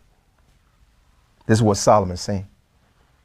This is part of his dedication ritual, dedicating the house of the Lord. And if your people Israel be put to the worse before the enemy because they have sinned against you, and shall return, look at this, Dwayne, and shall return and confess your name and pray and make supplication before you in this house. Then hear you from the heavens, because you all over the place, and forgive the sin of your people Israel, and bring them again unto the land which you gave to them and to their fathers. When the heaven is shut up and there is no rain because they have sinned against you. Yet if they pray toward this place and confess your name and turn from their sin, when you do afflict them, then hear you from heaven and forgive the sin of your servants and of your people Israel, when you have taught them the good way. I like that. You see that, Dwayne? Come on now. 27. Then hear you from heaven and forgive the sin of your servants and of your people Israel, when you have taught them the good way wherein they should walk, and send rain upon your land, which you have given unto your people for an inheritance. Look at this. If there be dearth in the land, if there be pestilence, if there be blasting or mildew, locusts or caterpillars, if their enemies besiege them in the cities of their land, whatsoever sore or whatsoever sickness there be, then what prayer or what supplication soever shall be made of any man or of all your people Israel. You see this? Any man? Any man. Y'all with me? Any man, or of all your people Israel. When everyone shall know his own sore and his own grief, and shall spread forth his hands in this house. Y'all with me? Come on. Then hear you from heaven, your dwelling place. Where does he dwell, Dwayne? Come on. Huh? In heaven. Heaven is my throne. Earth is my footstool. Where in the house has you built thee, seeing that the heavens of the heavens cannot contain me? This is a symbol. Come on, look at this. Look at this, y'all. 30. Then hear you from heaven your dwelling place, and forgive and render unto every man according unto all his ways. Look at this. Whose heart you knowest. Whose heart you knowest. For you only knowest the hearts of the children of men. Only you know. That they may fear you to walk in your ways, so long as they live in the land which you gave unto our fathers. Moreover, concerning the what? Concerning the stranger. God loves the little kids and the strangers. Black Hebrew Israelites say Gentiles ain't gonna receive no salvation. You got to be black to receive eternal life. No, they ain't reading. But that's sad. That's sad. That's unrighteous. That's wicked. That's wicked. Let's read what Solomon says here. Where does that doctrine come from? That doctrine emerged in 1966, brothers and sisters. Can tell you when that doctrine came up. Here we go, out of Harlem. 2 Chronicles chapter 6, 32. Moreover, concerning the stranger or the foreigners, which is not of your people Israel. So we're going to make sure that we qualify in this, because we not be talking about a stranger with a Gentile mind. We're not talking about or Israel with a Gentile mind. This is somebody who is not a Hebrew Israelite. God created all humanity, and it is his desire to save all humanity. Moreover, concerning the stranger, which is not of your people Israel, but is come from a far country. Why? Why? For your great name's sake, and your mighty hand, and your stretched out arm, if they come and pray in this house. Look at this. Then hear you from the heavens, even from your dwelling place, and do according to all that the stranger calls you to. Look at this. The stranger calleth to you for, that all people of the earth may know your name. And we ain't talking about Jesus. Philippians chapter 2, verse 1, 2, 3, 4, 5, 6, 7, right? For Elohim has exalted him and given him a name beyond all names, and made him Lord, that every knee in heaven and earth and under the earth should bow to the glory of the Father.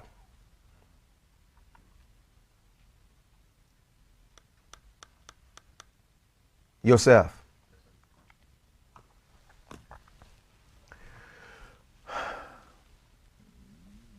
What type of, give me the three forms of worship. Give me the three forms of worship. The three forms of worship. Give me the three forms of worship. And what form of worship do we give God? What form of worship do we, let's just say, what form of worship would we give Yeshua? So religious, civil. What's the third one? Trying to blank on the third one. No, it's religious, civil. Begins with an E. Ecclesiastical. Ecclesiastical. Right. What form of worship does Yeshua receive? Civil and ecclesiastic. Why does he receive civil and ecclesiastical worship? Well, one, the civil worship is what you get to a king who has rule over land, such as Solomon or David. So that's just his right? He's earned that as king of the land, right? Ecclesiastical is what you give somebody who's over the church, right? And Yeshua is over the church that Elohim has put in place and put him as head over it. So because of his position and his title, he receives those two types of worship. How come he doesn't receive theocratic worship? Because he's not God. Good damn. Othniel said, I don't like this word worship, right? And I understand. Worship simply means, right, worthy of reverence, worthy of respect, worthy of honor, right? So it comes from the Old English word worthy ship, worthy ship. So it transitions to worship, right? And so worthy ship is when I bend the knee to you, when I bow the head to you, is when I kiss your hand, is when I hug you and kiss you and I thank you and I praise you and I exalt you. All of that is worship. And so when the scripture says that Jesus is worship, right? My brother is saying, absolutely. Even Elohim says, or Paul acknowledges that Yah has made Yeshua Lord. In other words, the brother didn't fall out of the cloud as Lord, right? The brother was made Lord, and the commandment, the declaration was given to Malachim as well as to human beings. Now bend the knee to my king. But you don't give him theocratic worship. That's called idolatry. That's called blasphemy, and it's called condemnation. In other words, you're going to hell, right?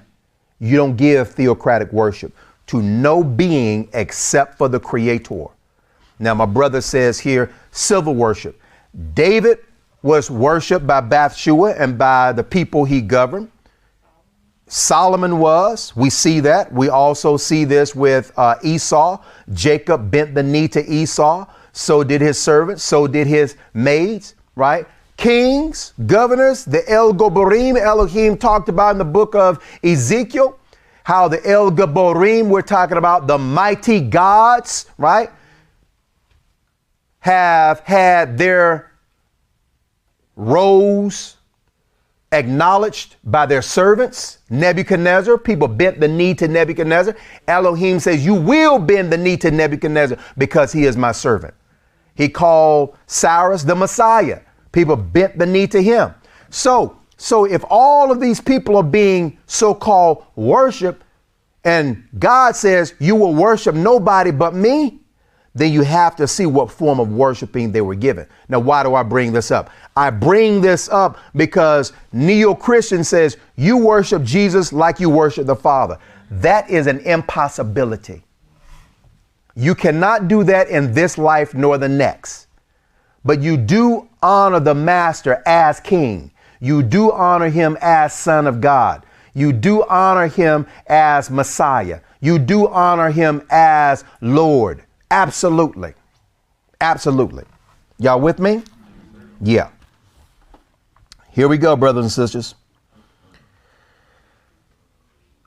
2 Chronicles chapter 6, verse 33. Then hear you from the heavens, even from your dwelling place, and do according to all that the stranger calleth to you, for that all people of the earth may know your name and fear you, as does your people Israel, and may know that this house which I have built is called by your name. If your people go out to war against their enemies by the way that you shall send them, and they pray unto you toward this city. This is the reason why a lot of brothers pray towards the east. I go to different places, right? You know, individuals say, you know, hey, you're Arya. Yeah. Pray towards the east. Why? Because that's law. Give me the chapter. Well, Solomon said, okay, Solomon didn't write law. Solomon, right, started off enforcing the law and then turned around and broke it for idolatry. No.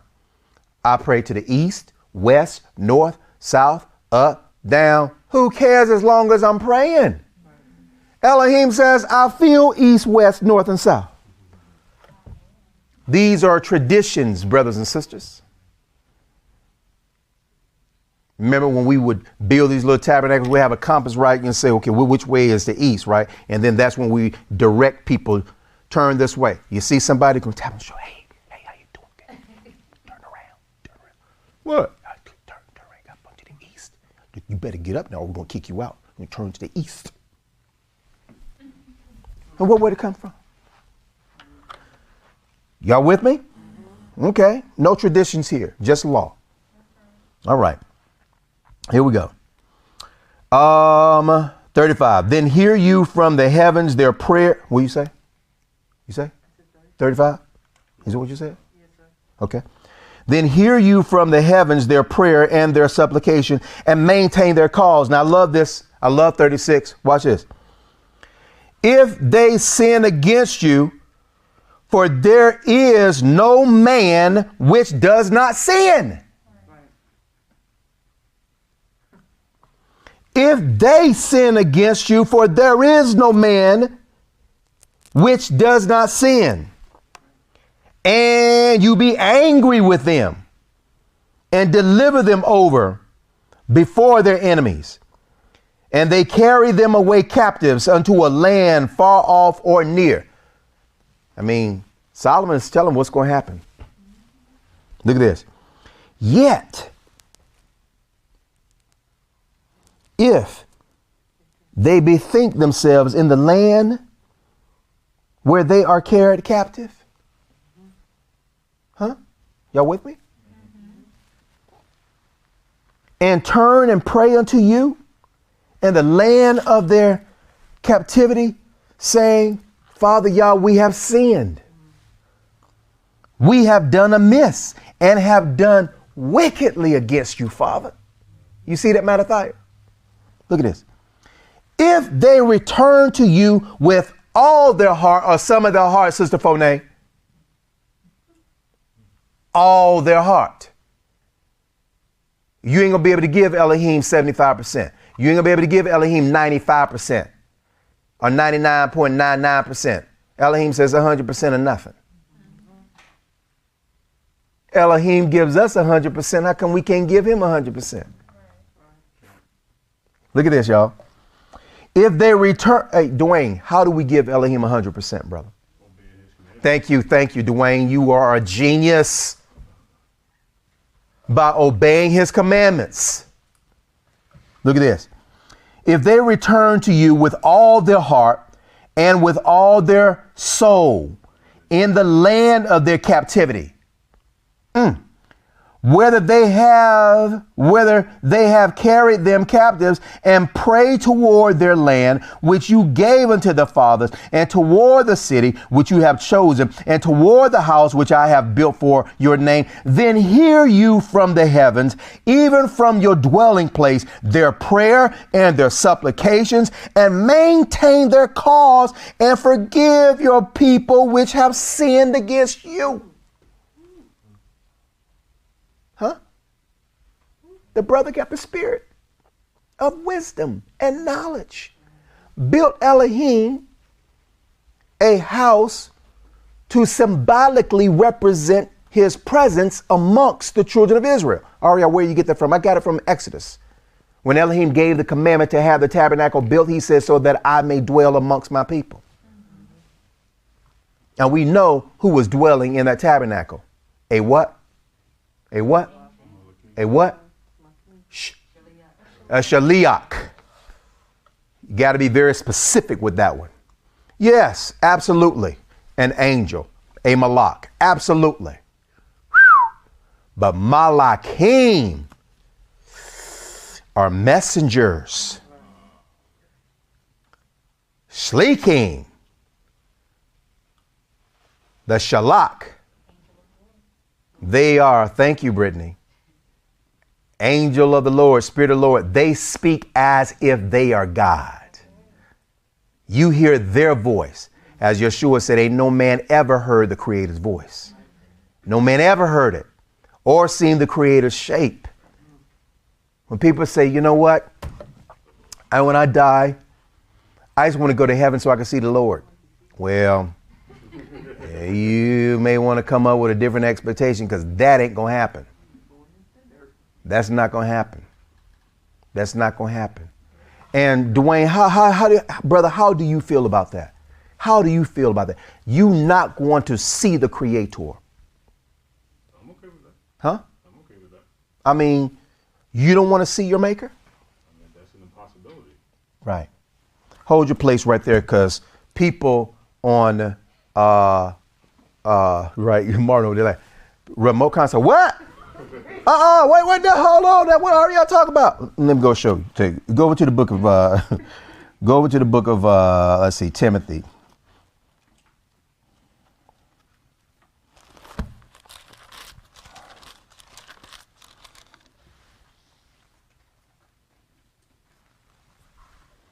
And let's see, let's look at a couple of translations.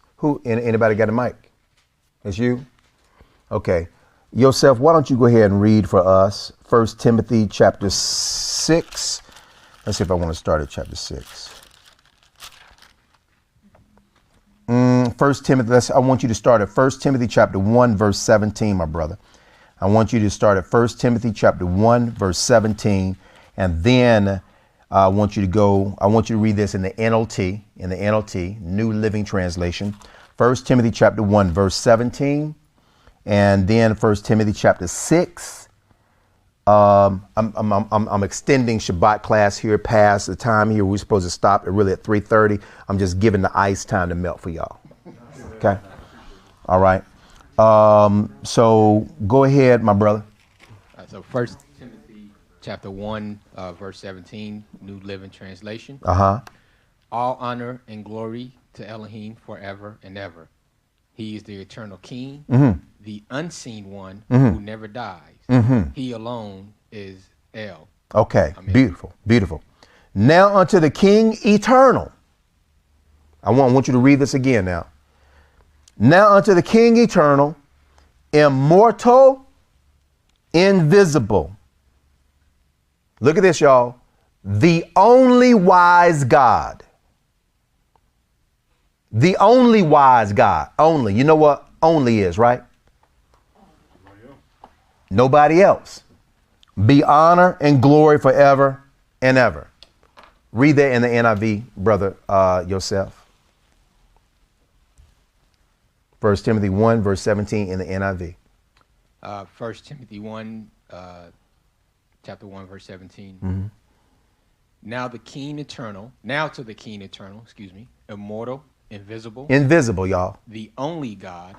Be honor and glory forever and ever. All right, now go over to 1 Timothy chapter 6 and pick it up at verse 15 through 16 and read that in the NLT.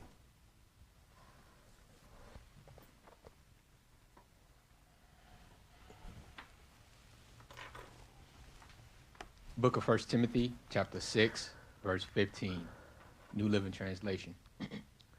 For at just the right time, the anointed will be revealed from Shamayim by the blessed and only Almighty Elohim, the King of all kings and Master of all lords.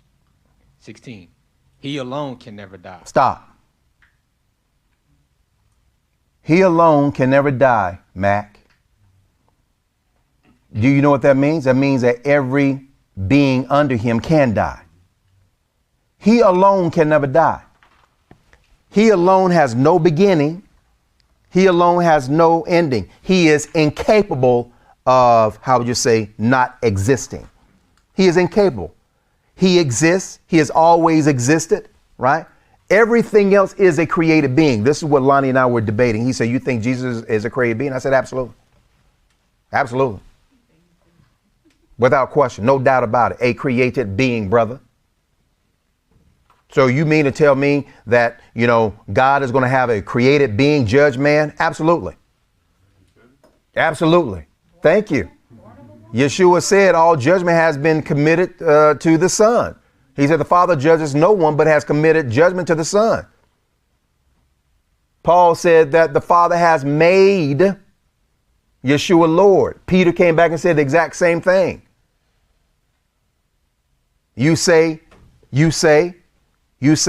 it's impossible for Elohim to have a created being to judge man. Then who were the judges in Israel judging? Rabbits? Who? Men. And who commissioned them? Who ordained them to judge men? Didn't Jehoshaphat say to the judges, you do not judge alone. Elohim is with you in judgment. Therefore, be careful how you judge. So here we got somebody who says that in order for Yeshua to judge man, he has to be God. He has to be an uncreated being. And I'm asking, what Bible are you reading? This is what's out there, brothers and sisters. Watch this. Go ahead and read, brother. 1 Timothy chapter 6, verse 16. He alone can never die. I love that. And he lives in light so brilliant. Go ahead. That no human can approach him. No human can approach him. No human eye has ever seen him. Has ever seen him. Nor ever will. Nor ever will.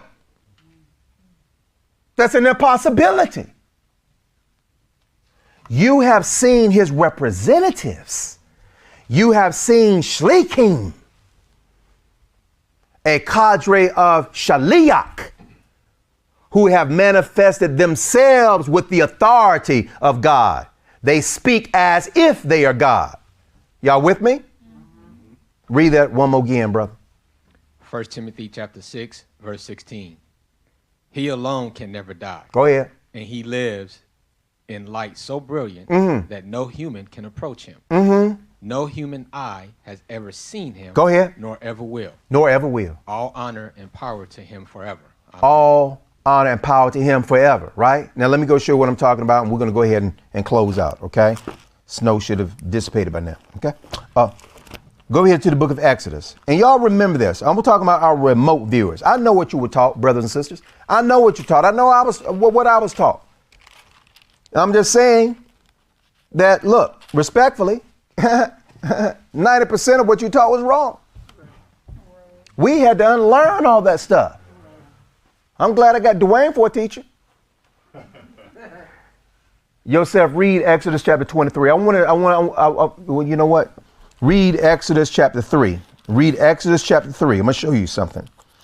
Go to Exodus chapter 3. Go to Exodus chapter 3.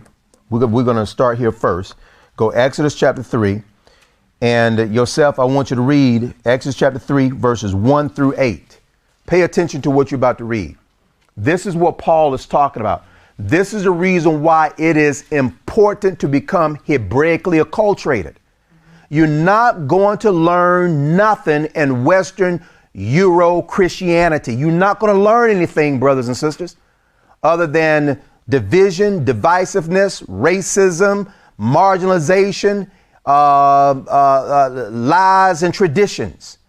And whether that's the Hebrew Israelite corpus, that's in the Gentile community, we all got to go back home.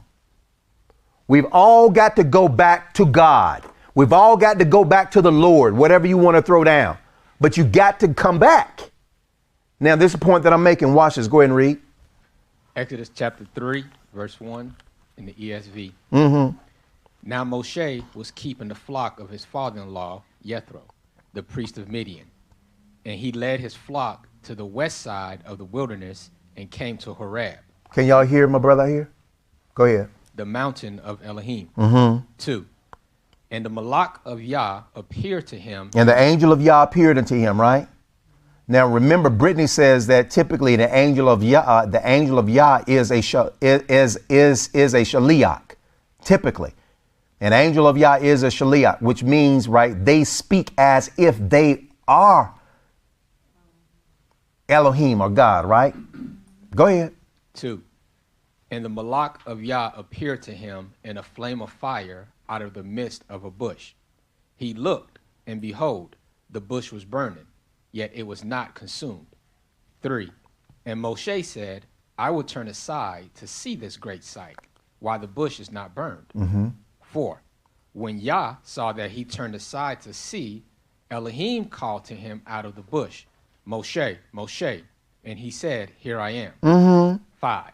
Then he said, Do not come near. Take your sandals off your feet, for the place on which you are standing is holy ground. Now, don't look past these words. Angel of Yah, verse 2. Verse 4, and when Yah saw.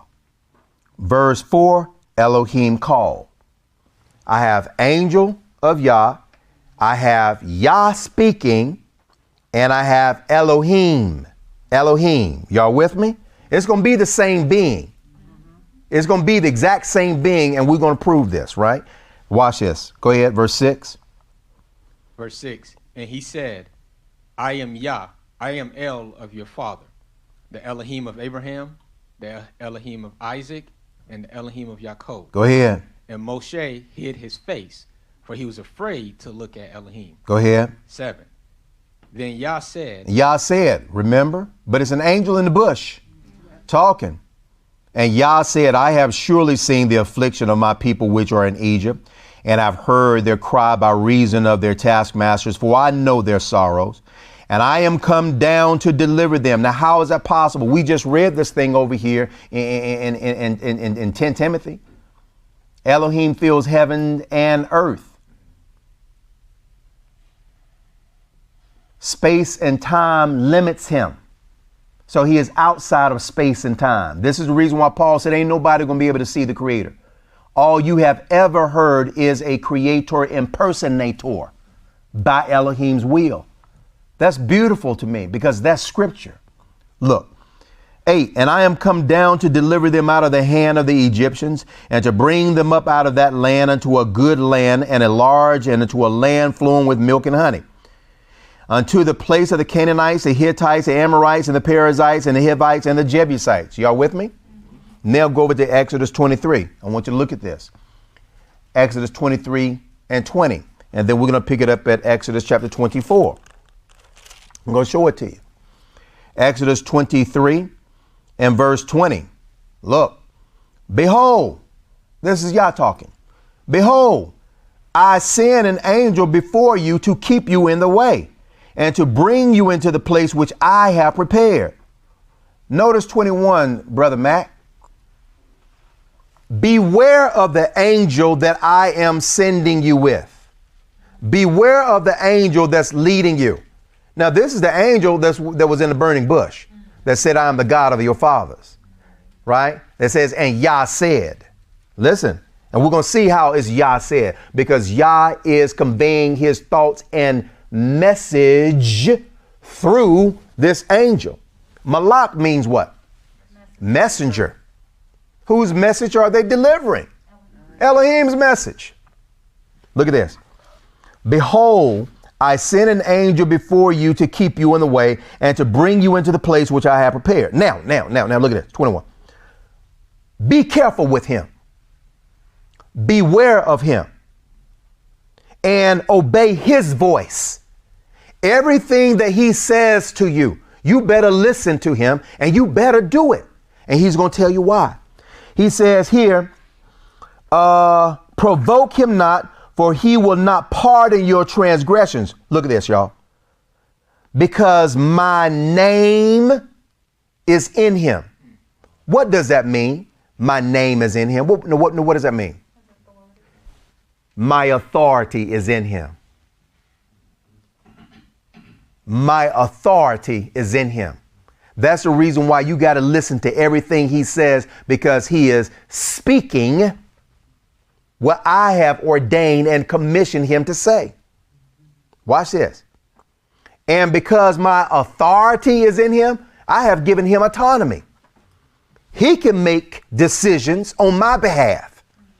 Notice what he says. 21, beware of him and obey his voice. Don't provoke him. Why not, Lord? Because he is not going to pardon your transgressions. He is not going to pardon your transgressions. The angel say, you know what? I'm tired of y'all. I'm tired of y'all. I'm sick and tired of these shenanigans. And I'm going to start taking some of y'all out. Well, you can't do that. Only the Lord can take us out. Who you think sent me? And who do you think has authorized me to say the things that I have said and to do the things that I'm about to do? Because I'm about to hurt somebody. Y'all with me? Look at this. But if you shall indeed obey his voice, watch this, and do all that I speak. That's why you got to obey his voice. Because obeying his voice, you are obeying what Elohim has commanded him to tell us. If you rebel against him, you are rebelling against Elohim. So Elohim has given him authority to do what's necessary. Y'all with me? Okay. Now look at this, y'all. Now go over to the book of Acts. Huh? Oh, thank you, my brother. Thank you. Okay. So let's go over to Exodus 24. Let's go to Exodus 24. I want y'all to see this. Exodus 24. And let's pick it up at verse 9. Exodus 24, verse 9. Then went up Moses and Aharon, Nadab and Abihu, and 70 of the elders of Israel. Watch this. And they saw God. Now, Paul must not know what he's talking about. Huh? And they saw God. They saw the Elohim of Israel. They saw the Elohim of Israel. Uriah? We're reading it, aren't we? They saw the Elohim of Israel, and there was under his feet, as it were, a paved work of a sapphire stone, and as it were the body of heaven in his clearness. And upon the nobles of the children of Israel he laid not his hand. Also they saw Elohim and sat back and ate and drank in front of Elohim. Y'all with me? Okay. Look at this. And Yah said unto Moses, come up to me into the mount and be there, and I will give you tables of stone and a law and commandments which I have written, that you may teach them. And Moses rose up, and his minister Yeshua and Moses went up into the mount of Elohim. And he said unto the elders, tarry you here for us until we come again unto you. And behold, Aaron and Hur are with you. If any man have any matters to do, let him come unto them. And Moses went up into the mount, and a cloud covered the mount, and the glory of Yah abode upon Mount Sinai, and the cloud covered it for 6 days. And the 7th day he called unto Moses out of the midst of the cloud. And the sight of the glory of Yah was like devouring fire on the top of the mount in the eyes of the children of Israel. And Moses went into the midst of the cloud and got him up into the mount. And Moses was in the mount 40 days and 40 nights. Now let's see what Hebrew Israelites understood with this passage.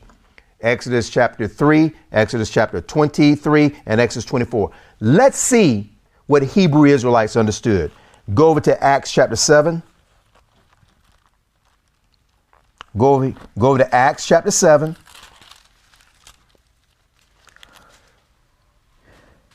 Here's a couple of places. Moses received the law upon the Mount Sinai, didn't he? We just read that. They sat down and they ate before God, right? God talked to them. They saw God. I'm the God of your fathers and all this other type of stuff, right? And this is what people are saying today. Folks says, you know what, we're going to see God just like Moses saw. Moses never saw God. You know. Well, Arya, that's what the scripture says. You're not reading the scriptures in a Hebraic context. Toto scriptura. You got sola scriptura, right? And you have toto scriptura, which is all of the scriptures. So you got to read all of the scriptures. All of the scriptures. Look at this. Acts 7:30. And when 40 years were expired, there appeared to him in the wilderness of Mount Sinai an angel of the Lord in a flame of fire. Y'all with me? Look at this. 35, y'all. 35. This Moses, whom they refused, saying, who made you a ruler and a judge? The same did Elohim send to be a ruler and a deliverer by the hand of the what? Of the angel, which appeared to him in the what? Look at this, y'all. 37.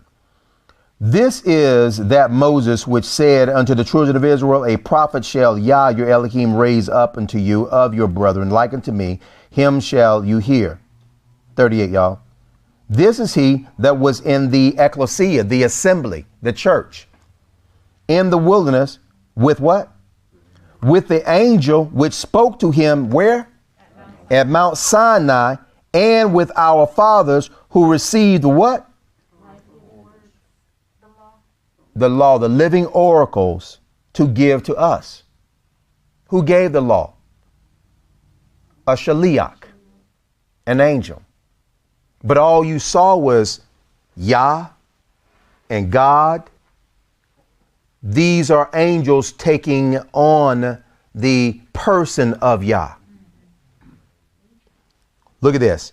Acts chapter 7, verse 53. This is what, who's it? Stephen. Who have received the law by the what? By the disposition of angels and have not kept it. Elohim told them to give Israel the law.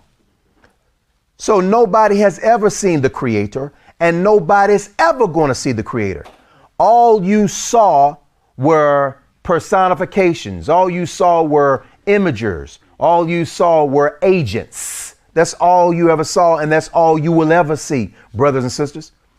Elohim is too holy for any created being to look at or gaze upon. That makes sense to you, Mac? Let's finish up here in Chronicles, and we're going to close on out here. So Solomon built a temple for what? Symbolism. Elohim, where you going? Man, I'm going into my new house. Weird. Second Chronicles. What chapter is it? Okay. 6.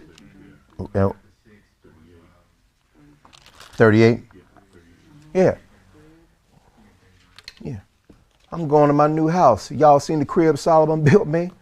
I'm tired of heaven. Shut up. I'm going up here, man. I'm going up here, man, to my vacation home. Yeah. So you got to understand symbolisms and metaphors and allegories. You have to understand metonyms. You have to understand all of these things, because that's how Elohim relayed this imagery to us. Who are you to think you're going to stand before the Creator and hold a conversation with him? Special. Hey, Elohim, we still on for Saturday night at Applebee's, right? Come on now. Look at, here we go. 2 Chronicles chapter 6, 38. If they return to you with all their heart and with all their soul in the land of their captivity, whither they have carried them captives, and pray toward their land which you gave unto their fathers, and toward the city which you have chosen, and toward the house which I have built for your name, then hear you from the heavens, even from your dwelling place, their prayer and their supplications, and maintain their cause, and forgive your people which have sinned against you. Now, my Elohim, let I beseech you, your eyes be open, and let your ears be attent unto the prayer that is made in this place. Now, therefore, rise, O Yah Elohim, into your resting place, you in the ark of your strength. Let your priests, O Yah Elohim, be clothed with salvation, and let your saints rejoice in goodness. O Yah Elohim, turn not away the face of your anointed. Remember the mercies of David, your servant. Yes, sir, brother. So, and I know we're about to close out, but something I found beautiful in this entire prayer. Yeah. Verse 26, 27, and 38 specifically. Mm-hmm. There's accountability in Solomon's prayer. Yep. Right. There is a component of, and oftentimes I've heard this. I don't know how everybody else grew up in the church. I always heard that, hey, if you want to be forgiven, just pray about it and move on. Right. But what Solomon continues to repeat is prayer, right? And Elohim, forgive them if they do this. Yes. Right. And it says that very good observation. 27 and 28, where, if they return to you full-hearted, if they turn away from their sins. And what I just find such a beautiful component in that is not just a singular component. We talk a lot about a synergistic relationship with Elohim, and here we see Solomon saying, hey, Father, I pray for them. I know they're going to mess up, right? Yeah. But forgive them. Pray. Only if after they pray and give supplication, that's beautiful. Right. But now let's test their words. Right. Let's hold them accountable based on their actions of their words, which I thought was just a beautiful part of this prayer. It is. It is. And that's an excellent observation. Accountability, my brother, in this prayer. You're absolutely correct. The contingency is, answer their prayer if they do what they're supposed to be doing. Why? Because what type of God would endorse iniquity? What type of God would, grant you your petition and you are continuing to presumptuously violate his will? And so we understand exactly what Solomon's talking about. This is a beautiful thing, but this is what we need to live, Brother Uriah. This is what we need to live. What? What were we talking about? I said Brother Uriah? Oh, I'm sorry. That was an accident. I'm sorry.